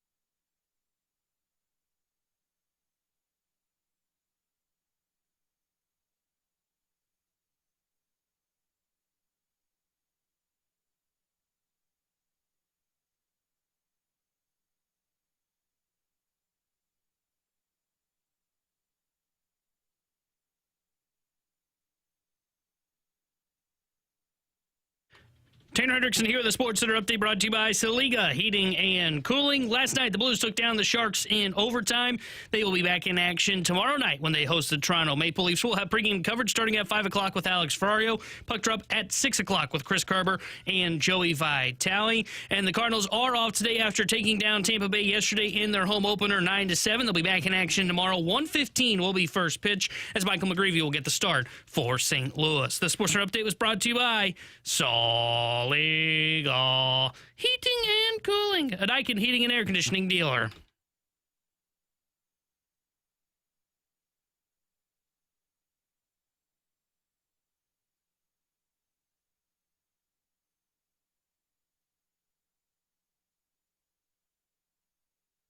Just in, we've got a 4-pack of tickets to the Battlehawks home opener tomorrow to be able to give away later in the show today. So stay tuned. We've got an opportunity, a 4-pack of tickets to the Battlehawks home opener against the DC Defenders. That's coming up in the 1 o'clock hour. I was wondering if we were going to get one of those. I was going to see if somebody else wanted to. Last night, Alex, Dalibor Dvorsky got the opportunity to take on the role as the number 1 center for the Blues.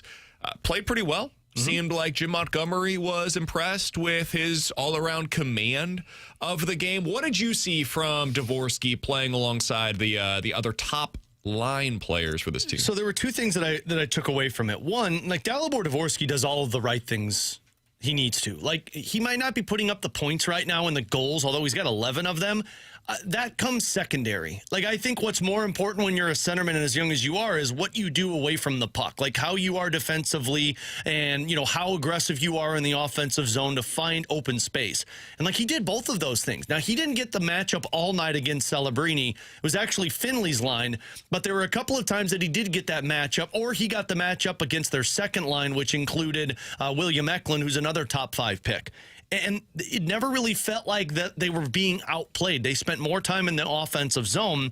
Dvorsky already shows the willingness to go to the corners. He already shows the willingness to kind of push back and lay some hits when he needs to. And then look at the goal that he scored. It was a loose puck in front of the net that he found and did the quick release. You know the shot's elite. So that's one side of the coin that I saw. Like, the guy is already responsible. The offense is going to come as he continues to mature. But I also watched both Holloway and Snuggerud play. Those guys carried Dalibor Dvorsky, too. Like, I'm not taking anything away from Dvorsky, but Holloway and Snuggerud created that goal. I think it's important to acknowledge that, yeah. Because we have spent so much time talking about Robert Thomas, and rightfully so. He has been a really good player. I also think we have to give the credit. Holloway and Snuggerud might be guys that carry the line. So we've talked so much like, well, you can't lose a number 1 center. You're right. But what if you have 2 wingers that can make a top line work if you get a centerman that does have some ability? So I agreed. That's fair. I would say I want a centerman to maximize that ability. 100%. Right? And that's why it's like, I agree. You don't move on from Robert Thomas. But if they do, and I'm only presenting this because it might happen. Absolutely. If they look at it and say, we're going to go younger, he doesn't fit into what we want, maybe they see other issues we don't know about. Holloway and Snuggerud are guys that lift the ceiling of other guys around them, and if you get the talent that you think will be there in a couple of years, maybe that's what they're looking at. But, man, watching Holloway and Snuggerud perform, I don't know if it matters who you put with them, at least for how well they're playing now. I would say that especially of Dylan Holloway. Yes. Holloway at every turn, when he's healthy for the Blues, has been this guy. I mean, think about it last year. He was the fixer. You need somebody to figure it out, we'll put Holloway on his line. And they'll figure it out. He's the one that got everything working. And then eventually you get post-Four Nations. He, Shin, and Kyrou became arguably the most productive and best line in the NHL. And this year it was happening again.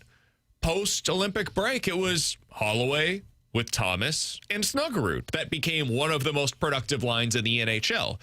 And I think that's in large part because he was just healthy again. Maybe it is really that simple. We were talking about this with Mike McKenna, where he's like, hey, listen, I think a lot of what happened to this team is they just weren't healthy. I mean, you saw it with Snuggerud. He was hurt. I think Holloway was coming off of that significant injury and then had the issue with his leg as well. And with Thomas, like, it's very clear he wasn't healthy. So you add it all up. Well, those are your 3 best forwards. And if they weren't right for the first half of the season, maybe they don't have to tear this thing apart. And I know I'm talking myself into it. We do it every year. But health to me is a little bit different. Yeah, I health agree. is something that it's not an excuse. It is a true explanation as to why things weren't going your way. And then you add in the goalie stuff where, hey, Joel Hofer just looks the part of a legit number one goalie in the NHL, top 15 guy in the league right now. Yeah. That's something you can build around. So I don't know, man. I know we've kind of gotten away from Dvorsky, but I thought he was almost, I don't say this to diminish what he did. He was good last night. He's almost more of a passenger than the guy that's driving things. Yeah. And that's okay. He wasn't a net negative. And I don't think you have to pull this thing apart. I do think there's pieces of the home that need to be taken down and refurbished. Like, I think you need to move Kyrou still. I mean, look, I think he's had back-to-back good games in terms of the all-around play, but you're not scoring. That line isn't scoring, and you need more secondary offense. Maybe you need to move on from a Parayko so that you have space for these top guys. I wouldn't, because I think Parayko is a piece of why this team is having success. Look at Theo Lindstein, has not been a liability once since he's been on the ice, but Jim Montgomery answered a question yesterday afterwards when he was asked, why are they all of a sudden? Because he said they're a really good game management team right now. And he said, well, why did it take them so long to get there? And his quote to this was, why it took so long, we didn't do it in October and November. Sometimes it's just the attitude. I think we started this year thinking we're going to be good, and then when it didn't happen, we stopped working. Like all of us, includes myself and everybody in it, we got frustrated. Instead of finding solutions, we're finding solutions now. I talked about this on postgame because the biggest thing that is going to be on people's minds is how do you get this team to play as well as they are now in October and November? The last 3 seasons, they have been 10 games below 500 in October, 7 games below 500 in November. I equated this to when you're riding a bike when you're younger on your training wheels. You are so confident to where it's like, I got this, right? I'm good. And then when your dad takes the training wheels off and first thing you do is you crash and you're like, whoa, thought I was really good at this. And you get pissed off and you don't want to do it again. But you have to keep getting up and trying this. I think that's what the Blues suffered from this year, to where it was, we just went on an incredible run. We just took the President's Trophy team to the brink of elimination. We're good. And should have beat them. Yeah, we're good. So we're going to be fine. And then throughout training camp, they kind of were juggling up different combinations. They were playing a ton of younger guys, and they never got that identity back. I think it might be good if this team misses the postseason so that they can get kicked in the mouth of see, this is what it takes to get in. But you need that in October. And Backus told us this when we talked to him. He's like, in that 08-09 season, we made it by the skin of our teeth. And then the next couple of years, we missed by 4 points. And we as a team came to the resolution of, hey, we got to be better in the early portion of the season. And then from 2011 up until 2023, they were a consistent playoff team. I do think there's something to them getting punched in the mouth and them finally realizing, hey, this is what it takes.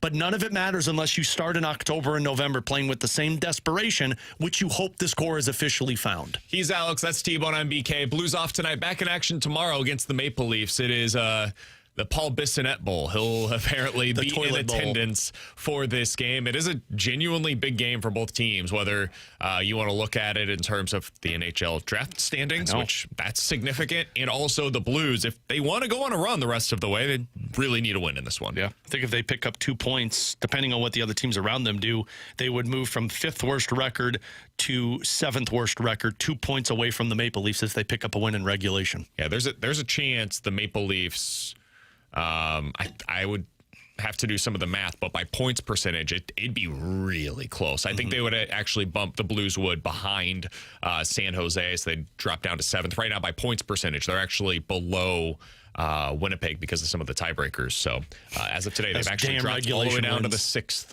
spot in the NHL draft standings. All right, coming up next, time for the junk drawer here on 101 ESPN.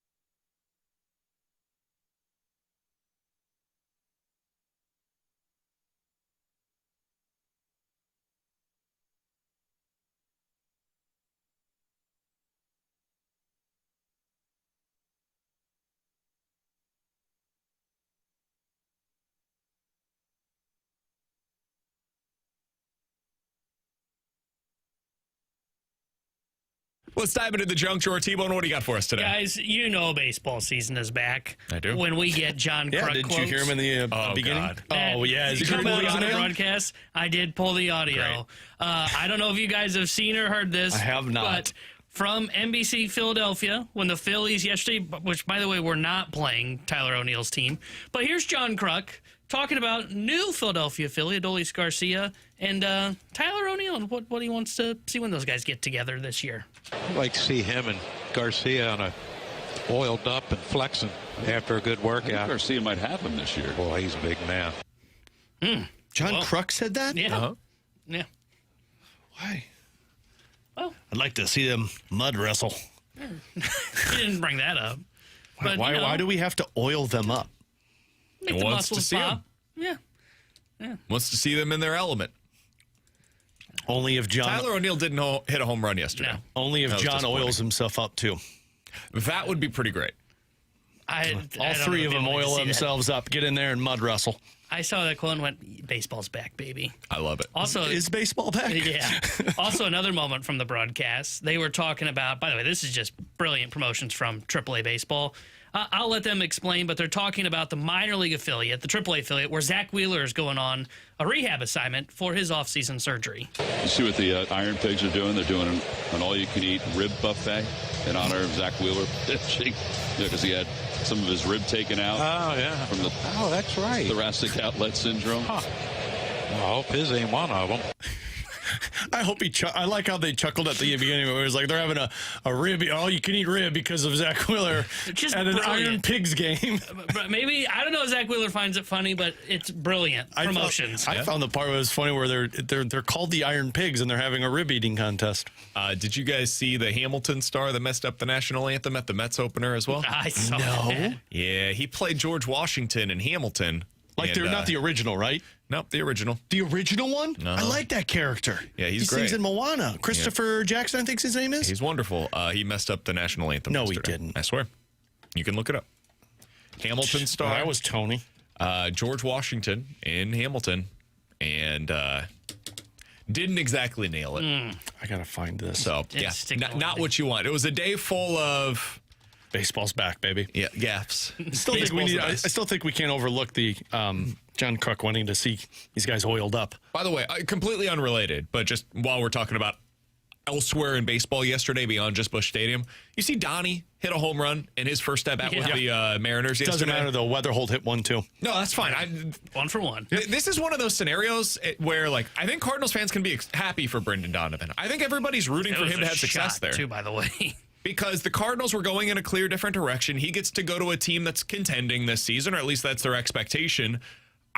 Sometimes you're like fearful of losing the trade. And listen, there's some of that. Don't get me wrong. If they end up not getting anything out of the return, it's going to suck. But I think everybody's just happy for Donnie. And I hope that guy crushes it this year in Seattle. So it was cool to see that yesterday. Wonder if he'll get oiled up. I also saw Nolan had a hit. It was a single. Went one for three. Arenado had He a had great defensive play as well. He had a I did not strikeout. see that, but I did see he had a hit. I saw the only Cardinal, I think, that's a former Cardinal that played yesterday. No hits for Wilson. No. Although he was hitting cleanup for the Red Sox. To be fair, he didn't play baseball for 2 weeks because of him going to the World Baseball Yeah, Classic. he was kind so of in this maybe it's time JC himself. role where he was more a cheerleader than anything. But good for Speaks to him. how great that team was that he Yeah. was in that role for him. All right, alongside Alex and T-Bone, I'm BK. It's BK and Ferrario here on 101 ESPN. If you guys want to get involved in the show, the places to do so are 314-399-9646 and the YouTube chat at youtube.com/101 ESPN STL. Coming up next, that is the Victor Scott II that we've all been waiting for. Is he really going to be able to steal 60 bags this year? We'll talk about it next year on 101 ESPN.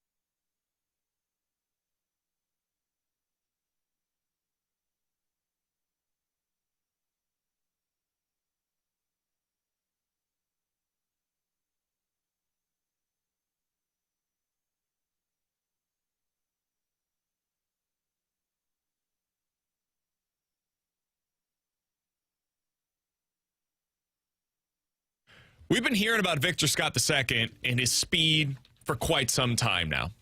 Yesterday, we really saw it weaponized. Alongside Alex and T-Bone and BK, here's Oli Marmol after the game talking about Victor Scott, the offensive contributions that he was able to provide for the team yesterday, and why he's happy that he was able to see that pay off so early in the season.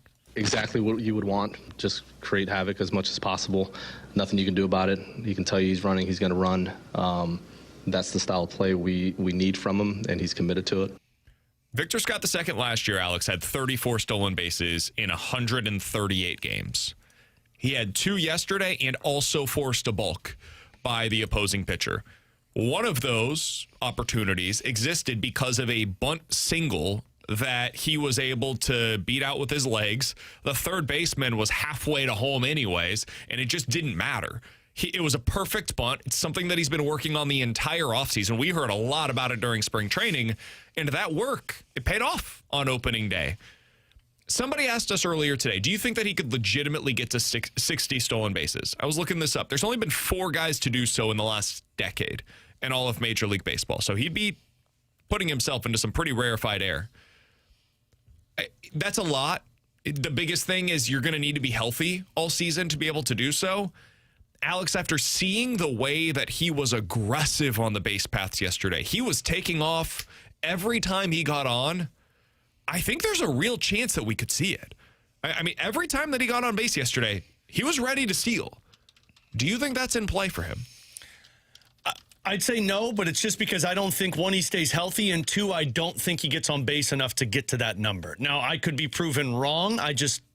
I feel like after what we saw with him last season, you go through struggles. I think there was a little bit of an adrenaline lift for a game like that, and I don't know how often you're going to be able to be getting on base just solely off of your legs. I think at some point it's going to have to come down to you coming up with hits. But, man, if he has shifted into what we talked with Derek about yesterday on opening day of like, hey, his approach is a little bit different and he's a little bit more aggressive, and yeah, he can pull those off when he sees the opportunity in front of him. He has the speed to hit 60 stolen bases. I'm skeptical just of 1, staying healthy all season, and 2, how much you're actually getting on base. Yeah, I think it comes down to, can he get on base more via his bat than his eye? Because I was just looking at this because BK had brought this to my attention during a break of like former guys that have stolen 60 bags in the National League, and D. Gordon was one of them. D. Gordon walked at a 4% clip, but he got on base because he was able to hit his way on base. Elly De La Cruz walked at the same percentage as Victor Scott did last year, 9%. Vic has a good walk rate. He's fine in that regard. He's fine. He's got to get on base with his average more than anything else, and that would be the thing that would make me hesitant if he's going to be able to get there. Can he bump up that average enough to help boost that on base? Because I think you probably got to be around like 330 to 340 probably on your on-base percentage to be a guy that's going to be capable of stealing 60 bases. Billy Hamilton did it at a 299 clip. Had 59 stolen bases, got on base 29% of the time. Not 60. See, that was a trick That's question fair. right there by Brandon.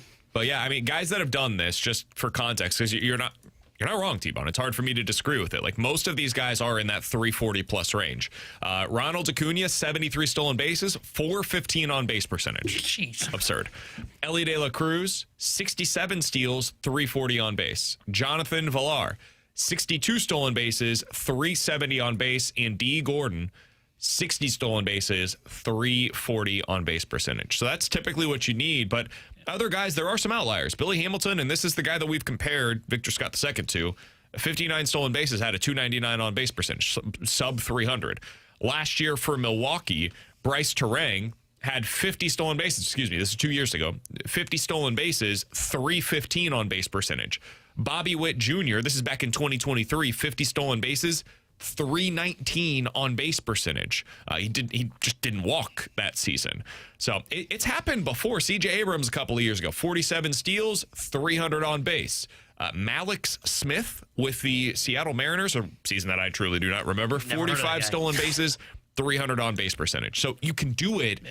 You're just an outlier if you're able to. Yeah, and you're able to, like most of those guys you said is like, what, 45 to 50? If you're going to get to that absurd number of 60, you probably do have to be, like you said, Hamilton's the one-off. Wildly aggressive. Yeah, and like maybe that's the case with Victor, but again, that just comes down to as the season starts to go on, how much more are you willing to keep doing it, where you're trying to steal second base, you're trying to steal third base, keep that aggressive nature on when it's 110 degrees outside in the humid air of St. Louis, and your legs are killing you because you've been sliding into the bases all season long.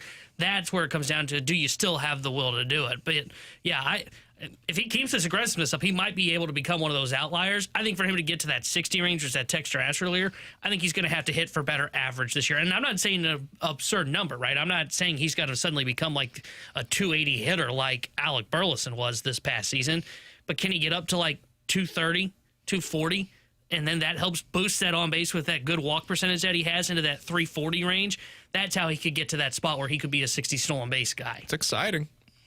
I mean, that's the kind of thing that Cardinals fans have been begging for years. Like I said, man, this team has every single player feels like they have the ability to have an identity and a personality that Cardinals fans will latch onto. And that's it for Victor Scott. If you're a stolen base guy with gold glove defense, people will love you. It doesn't matter what you hit. People will love you. That is the thing about this offense. And I've been talking about this for a while now, but this season you can definitely see it. They've got a lot of different tools or traits that guys can bring to the table. Now, I don't know if it'll all come together the way that it did yesterday. When it does, it'll be really fun to watch. The brand of baseball could be really good, but like you got JJ, who has this unbelievable eye from the left side. You got Burleson, who's this crazy aggressive swinger and makes contact with everything. Ivan Herrera is just an all-around good hitter. Mason Wynn is more of the contact profile. That's a gold glove level shortstop. Gorman, when he hits it, the power is undeniable. It's just, getting to the contact. That's a problem for him.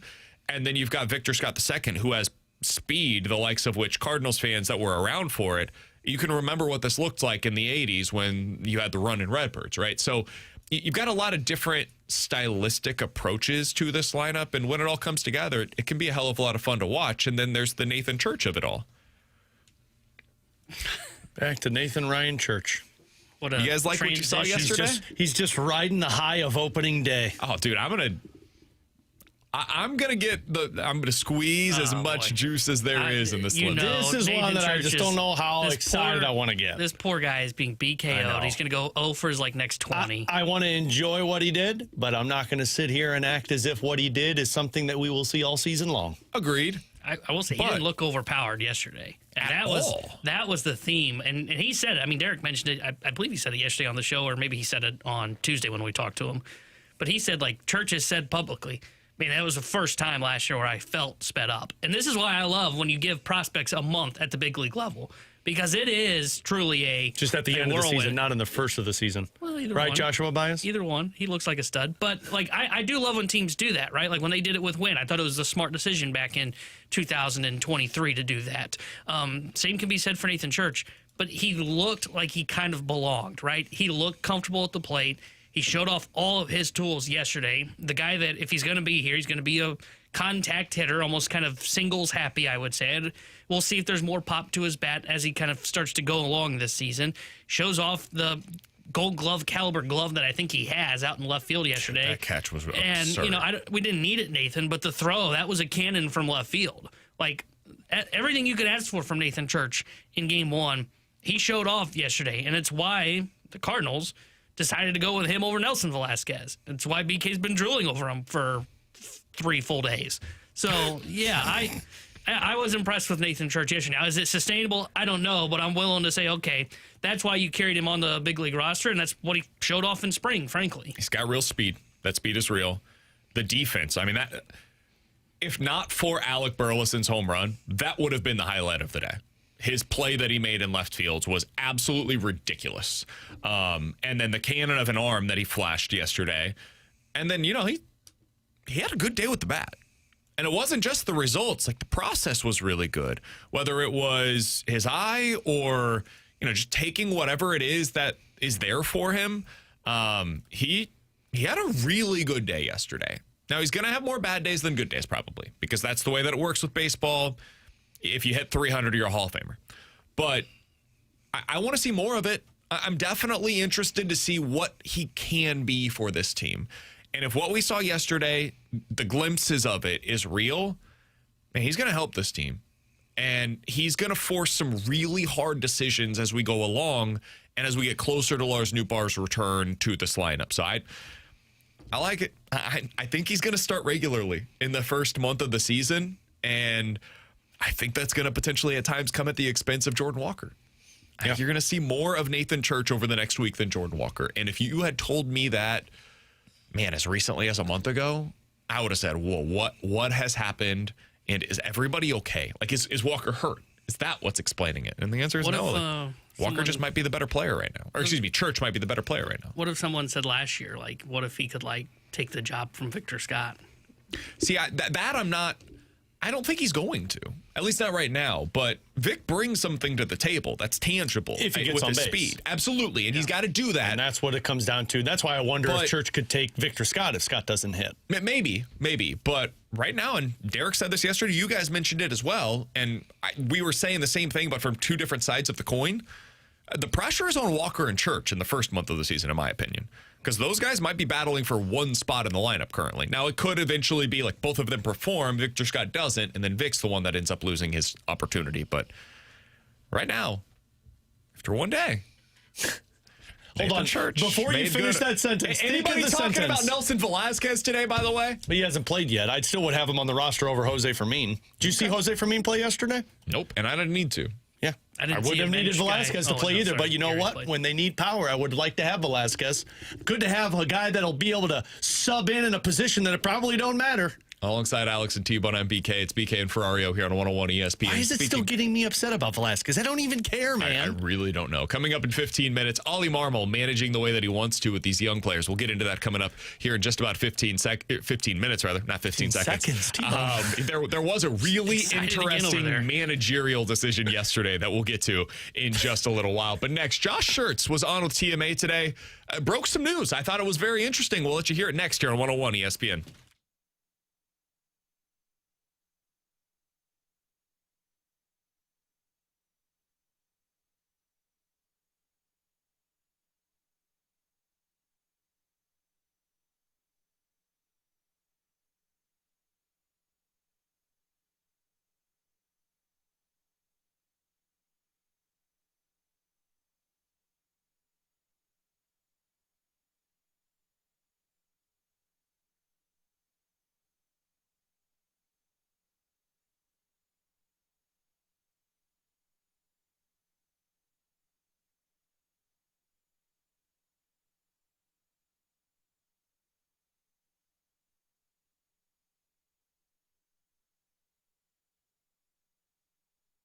Hey, it's BK, and it is time for you to unlock your inner champion. The place to do so is with my friends over at Victory Men's Health. They've got a new website over there, victorymenshealth.com. That's where you can go to book that first appointment today. When you get to their website, you can read all about what they have to offer, all of their different services, whether it's red light therapy, cardiovascular testing. Maybe you want to get your testosterone levels checked. They can do that for you, find out where you're at, and if you're on the lower side, they can help boost you back up to that optimal place for you, given your age, given everything else with your history. They can do it all for you over at Victory Men's Health. They can also help you with some of your weight loss goals or erectile dysfunction. For me, I went in, found out where my micronutrient levels were at, was able to get a bunch of different things to be able to get me to be the best version of myself. They also have vitamin infusions at Victory Men's Health, whether it's immunity drip, the hangover drip also. If you had a rough night the night before, you can go over there, sit in their comfy couches, and get that hangover drip ready to go for you. It's all at Victory Men's Health and online. Book that first appointment today at victorymenshealth.com.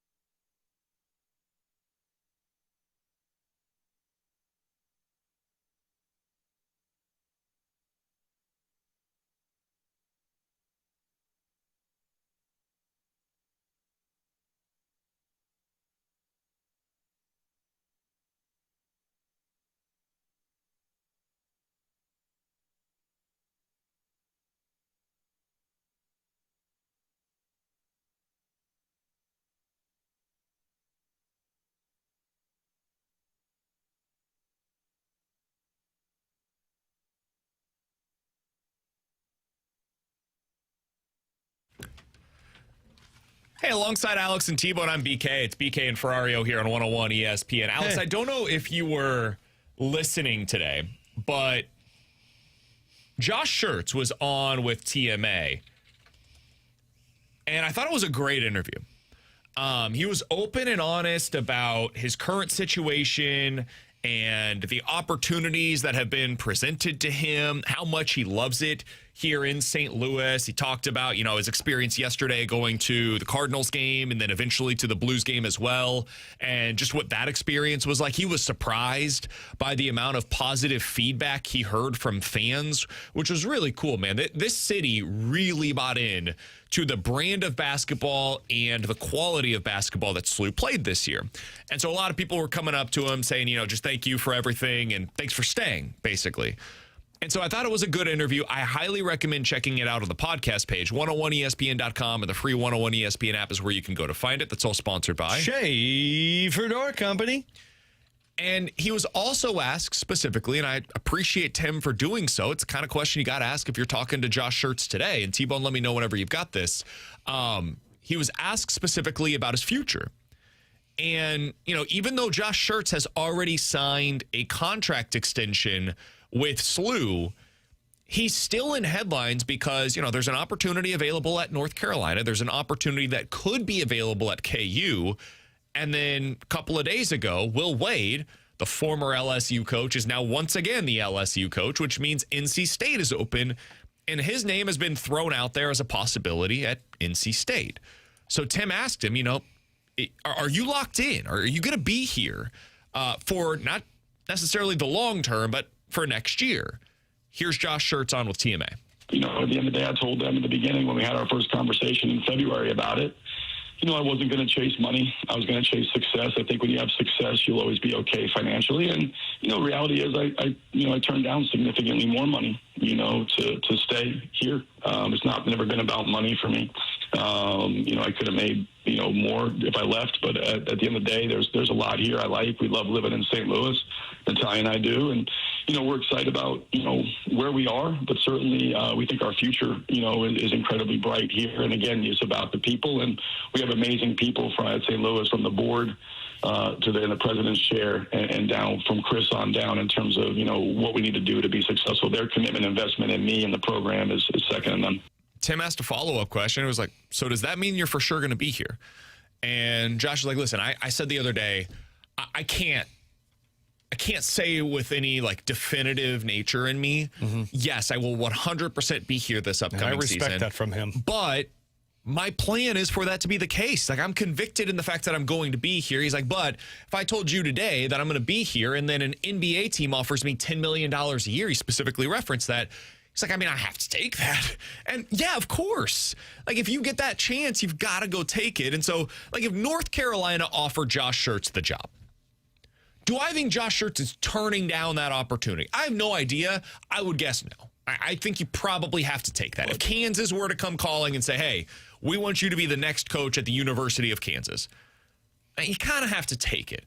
But he also said by signing this contract, SLU would then be compensated in a way that they wouldn't have been had he not signed the contract, because the buyout is more significant. So he kind of did SLU a solid here as well, if these other schools that do get a little lower on their list and they come calling for Josh Schertz. I think you got to take him for his word. And again, I respect the hell out of him for using honesty with this. But if UNC or Kansas calls, listen to what he said. He's not chasing money. He's not taking a job just to get paid more money. He's chasing happiness and wanting to win, because you're rewarded or you're compensated the way that you should be when you win.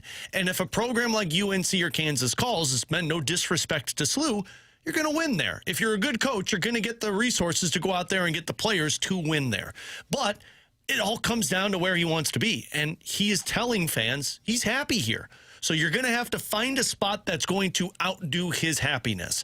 And that's not an easy thing to do with potentially all of these jobs available to him. So I think the fact that he is doing SLU a solid is a massive applause to the program and also Billikens fans, because he doesn't have to do that. But secondarily, I think he's kind of telling you, I'm here unless I get blown away by somebody. And in the sense that they do, Billikens fans aren't going to be like, I can't believe he left for that. No. Billikens fans are going to be like, yeah, I'd have left for that too. Yeah. So that's where it's like, look, he is in a win-win situation because the city does love him for what he has done.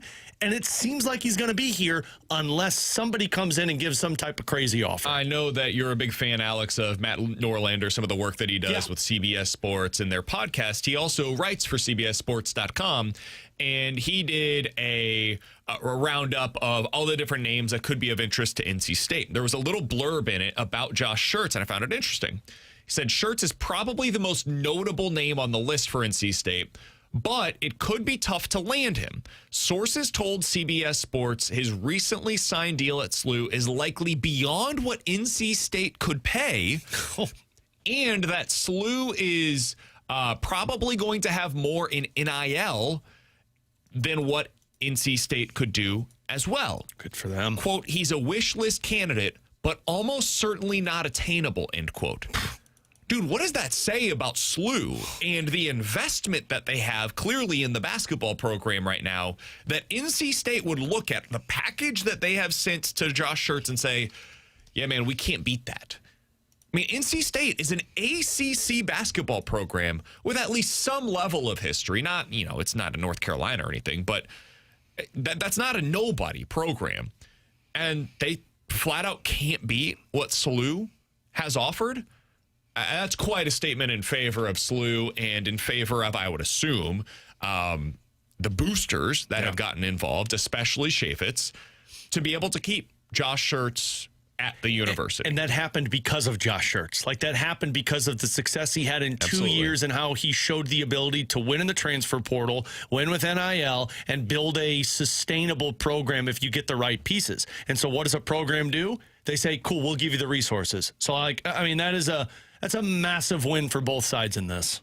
It's very impressive what SLU has been able to build under Josh Schertz, and the fact that they ponied up and said, not only were you able to build this here, but you can sustain it. Josh Schertz also said earlier today that his expectation is that 9 of the 11 players that can come back will be back with the team. And the other 2, it's not a no. They're just undecided right now. And I believe I saw earlier today, Kellen Thames was expected to be one of those 9 that should be back in 2026. So a really good start to the offseason for SLU in terms of roster retention as well. How's it feel that Mizzou is now kicked to the 3rd team out of all these local ones? I don't feel that way. I think next year, and this is not a statement against SLU, I think next year the expectation should be going in that Mizzou is better than SLU based on their the freshman class that's coming in. I will be curious to see what happens with the St. Louis kid, top 50 player in the country who decommitted from Wake Forest. And I believe Illinois and Mizzou are both 2 of the 3. I think Texas Tech is the 3rd that are expected to be in on him. And I think SLU would like to be in on him as well. But it's just, I think it's going to take some serious money to be able to get him on campus. All right, we've got that ourselves. He just said this. Billikens got that. So yeah, I don't know. They might have that on the NC States of the world. I don't think they do on the Illinois. Your Mizzou school front. only brings in 34-year-old European players. Hey, man. Kara was asking me yesterday. She's like, they look like grown men. I was like, yeah, they are. Yeah, they are grown men. Yeah. They're 22. Yeah, that's how they operate. Fine. We talked earlier today about Illinois. Very impressive in the Sweet 16. They're heading to the Elite Eight, and they will be playing against Iowa. Yesterday, I just continue to be amazed by what this Ben McCollum can do. They were down by 10 early. Iowa just didn't show up for the first 5 minutes of this game. Nebraska got up to this big lead, and then Iowa just found a way to come back. Ben McCollum is losing his mind on the bench, saying that you're soft, you didn't show up. He throws his clipboard onto the ground. He was very upset Bobby early Knight on. style. And then they come back and do what they always do, and they found a way to get to 77 points. Not exactly the style that you typically expect to see out of Iowa. Very efficient, especially to finish out the first half of this game. Iowa's the new Cinderella, right? This is what it looks like. What? Slow and defense-oriented? Iowa was a 9 seed. They went 500 in conference play this year. They kind of had to not sneak in, but they were, probably one of the last 10 teams or so as an at-large team that was able to get in. And then they surprise you. They should not be where they are today based upon their seeding and based upon the quality of their regular season. And yet here they are, and they're still playing once we get to the Elite Eight. And I think there's going to be a lot of people that probably pick them to beat Illinois just because of the run that they've been on so far. Yeah. Is this the new look Cinderella? Seeding is the Cinderella, no longer the program. No longer the program recognition of, whoa, what conference are they in? That's not the Cinderella anymore. It's, oh my gosh, a 9 seed?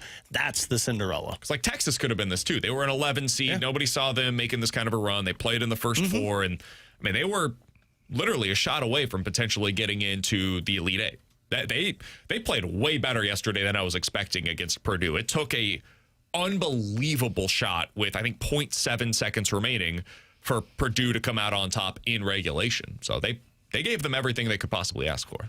Yeah, I refuse to call this a Cinderella. I get it. When you're in a power conference. Get on board, big boy. And I don't know where the situation is for Iowa when it comes to NIL, but they could probably be spending more than SLU, for example, who we're just talking about. No, you're not a freaking Cinderella. You know what? I will celebrate you as a fun story as the 9 seed that somehow took down Florida. You're not getting the title of Cinderella. Are you worried about them? No, because I've seen Illinois beat them. I've seen Illinois beat them. And I think they can. No, the only team that they beat that was one of the good teams in the conference this year outside Nebraska yesterday was, guess who? Nebraska in the regular season. They didn't beat Purdue. They didn't beat Illinois. Beat Florida, and Florida's pretty damn good. Yeah, I'm not worried about it. I think they had. Okay. I think their style. This is what I've said all along. I think their style is not what you want to go up against when you're a top tier team that plays fast, or honestly any team that plays fast. And Florida would like to run a gun a little bit, and by slowing it down, it just becomes this uncomfortable game. And especially when you can't speed them up, which is always what coaches will say is, we've got to dictate the tempo. It's never, we're going to play to their style. No, we want to speed them up.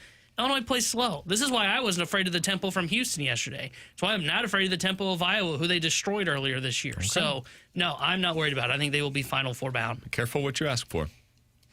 Look, we're not Missouri. We can handle Bennett this Schertz Drake is Bulldog a team. Stud. He has not come out of a basketball game yet in the tournament. He's played 100% of the minutes thus far. It's unbelievable. Yeah, good luck against Boswell. He's been the best player on the court every time that they've taken the court so far. He's better than Boswell. No. Flat out better player. He's not going to put up the points against Boswell. Okay. He will score less than 17 points in this game. Okay. He nearly, by the way, was the reason they lost to Florida. He was terrible in the home stretch. Okay. Terrible with a capital T. We'll see. Monday morning, we'll be discussing it. They play on Saturday. So. You want me to bring my Drake Bulldog sweatshirt if they win? I think that'd be great. All right. I think you should. All right, coming up next, Oli Marmol is able to manage the way that he wants to with all these young guys. What's that going to mean for him? We'll talk about it next here on 101 ESPN.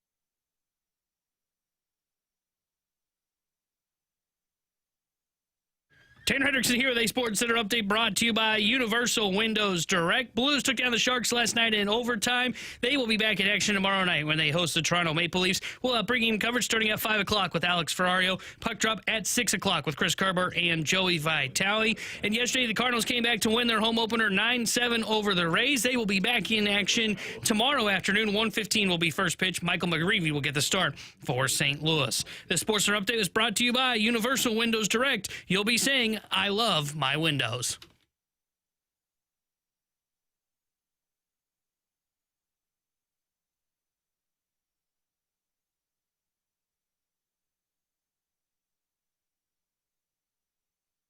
Alongside Alex and T-Bone on BK, some interesting dynamics with this club yesterday.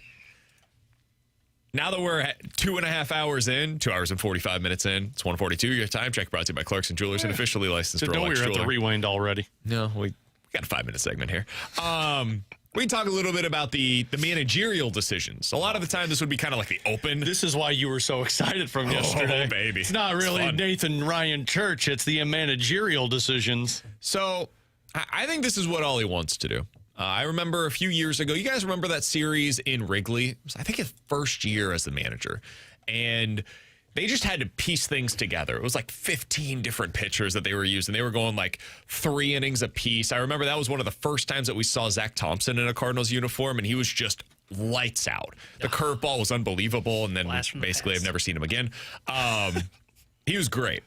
And I think, you know, in his heart of hearts, I remember there was always the thing with Bill Belichick where he just wanted to have this like wishbone style offense where he could run his quarterback just to be tested, you know, see what he can do.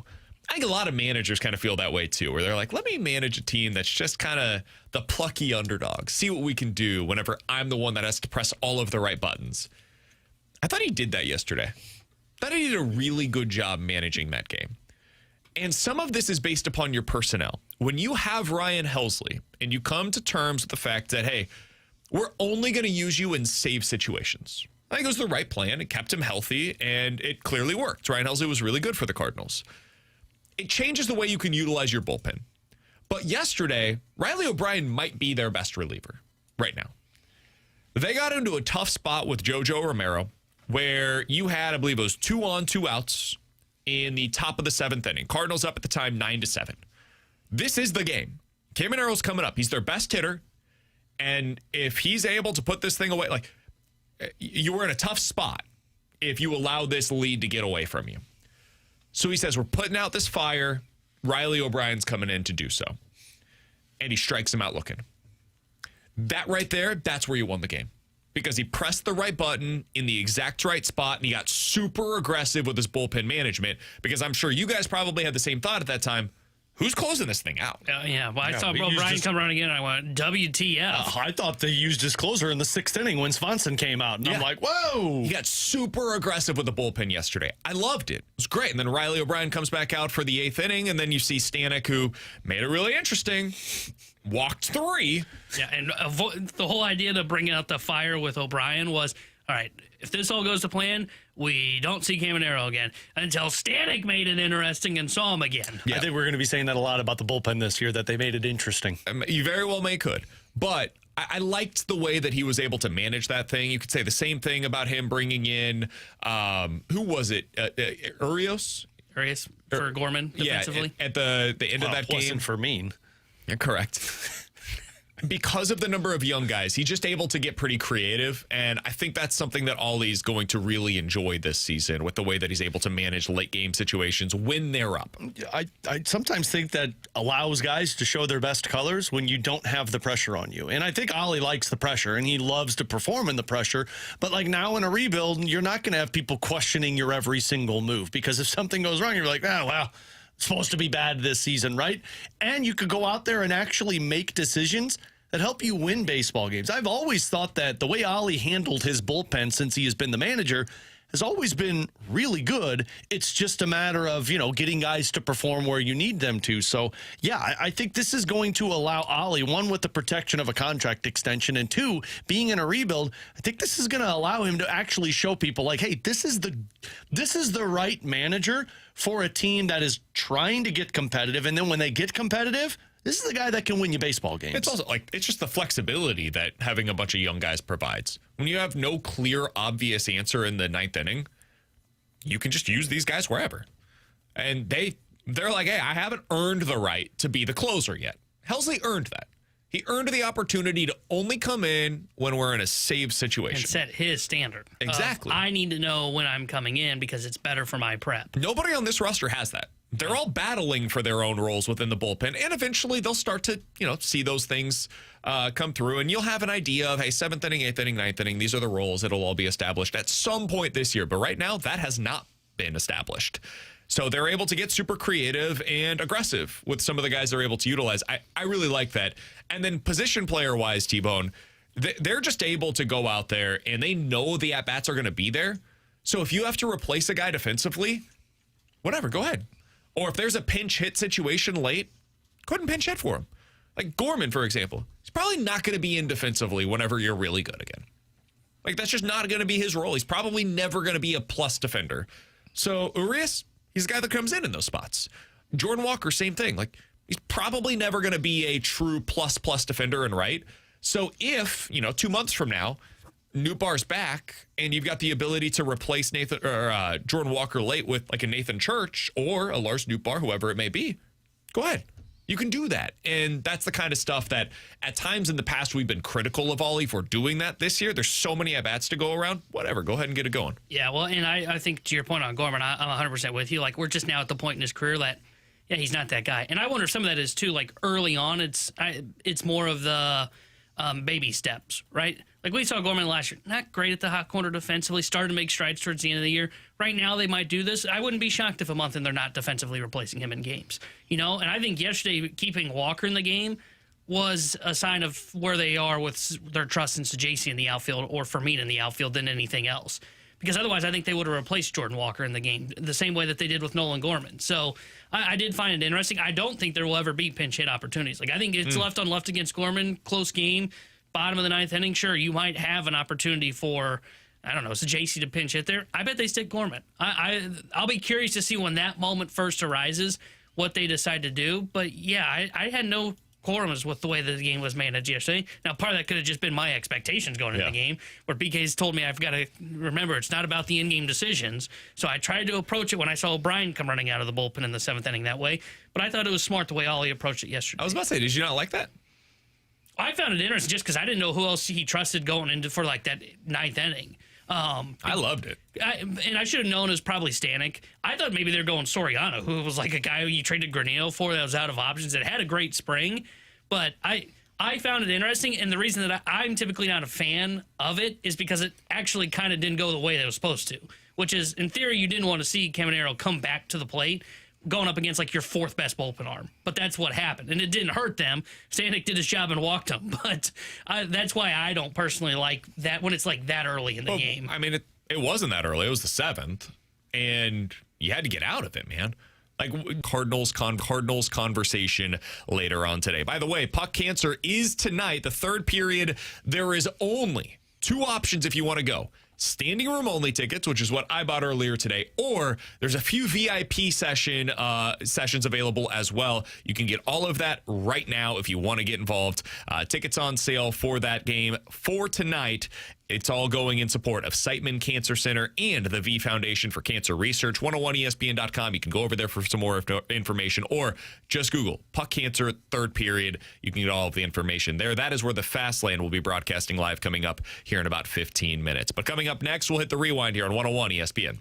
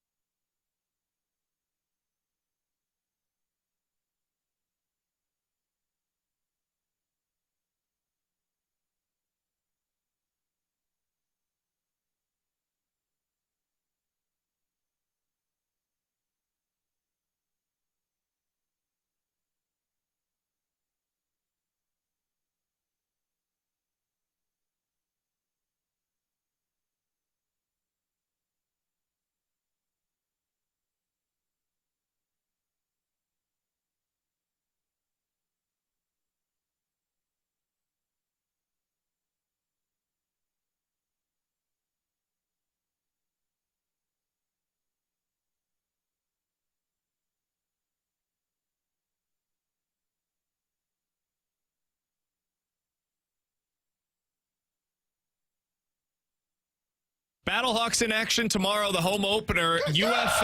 The UFL.com is where you can go to purchase tickets, or right now, 314-399-9646. That's the Air Comfort Service text line if you're texter number 101. And you can tell us what Brad Thompson called Nathan Schertz earlier today. What did he say his name was on accident? What was his name? If you have the correct answer, your texter number 101, you're getting that 4-pack of tickets to the Battlehawks home opener on Saturday. Alex, final thing here before we hand things over to the Fast Lane. They're broadcasting live today out at the Centene Community Ice Center, where the Puck Cancer event will be coming up later on this evening. I'll be out there. Really excited. If any of you see me, feel free to say hello. It'd be a really cool event out there at the Centene Community Ice Center. Final thing, though, before we get out. Opening day was awesome. Yep. It couldn't have asked for anything more. What was your biggest takeaway from what was a really cool event out there at Busch Stadium? That regardless of how the season ends in a rebuild, this is going to be an exciting group of players for fans. I think they have personality. I think they're entertaining. The style that they're going to play may not result in a lot of wins, but it will result in a lot of excitement. So I'm just looking forward to seeing what this season holds and what these guys turn into be. At least for a day, they were exciting, and they were able to come back from what I thought was just an insurmountable deficit. And when I say that, I mean 3-1, and it was 6-1, and they were able to come back. So you couldn't ask for a better way. JJ Wetherholt, impressive. Nathan Schertz, very impressive. Scott, very impressive. It was very good signs for the Cardinals on day one. Is that all sustainable for 162? I'm not here to be negative, but probably not. But at least they gave you something exciting on the biggest day of the year for Cardinals Nation. Yeah, I'm curious to see what this is going to be. If they can play that style for the first month, that doesn't mean they will win the way they did yesterday. There was a lot of things that had to go their way in order to win that baseball game. But if they can play that style in the first month, I wonder if Cardinals fans will start to really buy in and get on board with the brand of baseball that they're playing.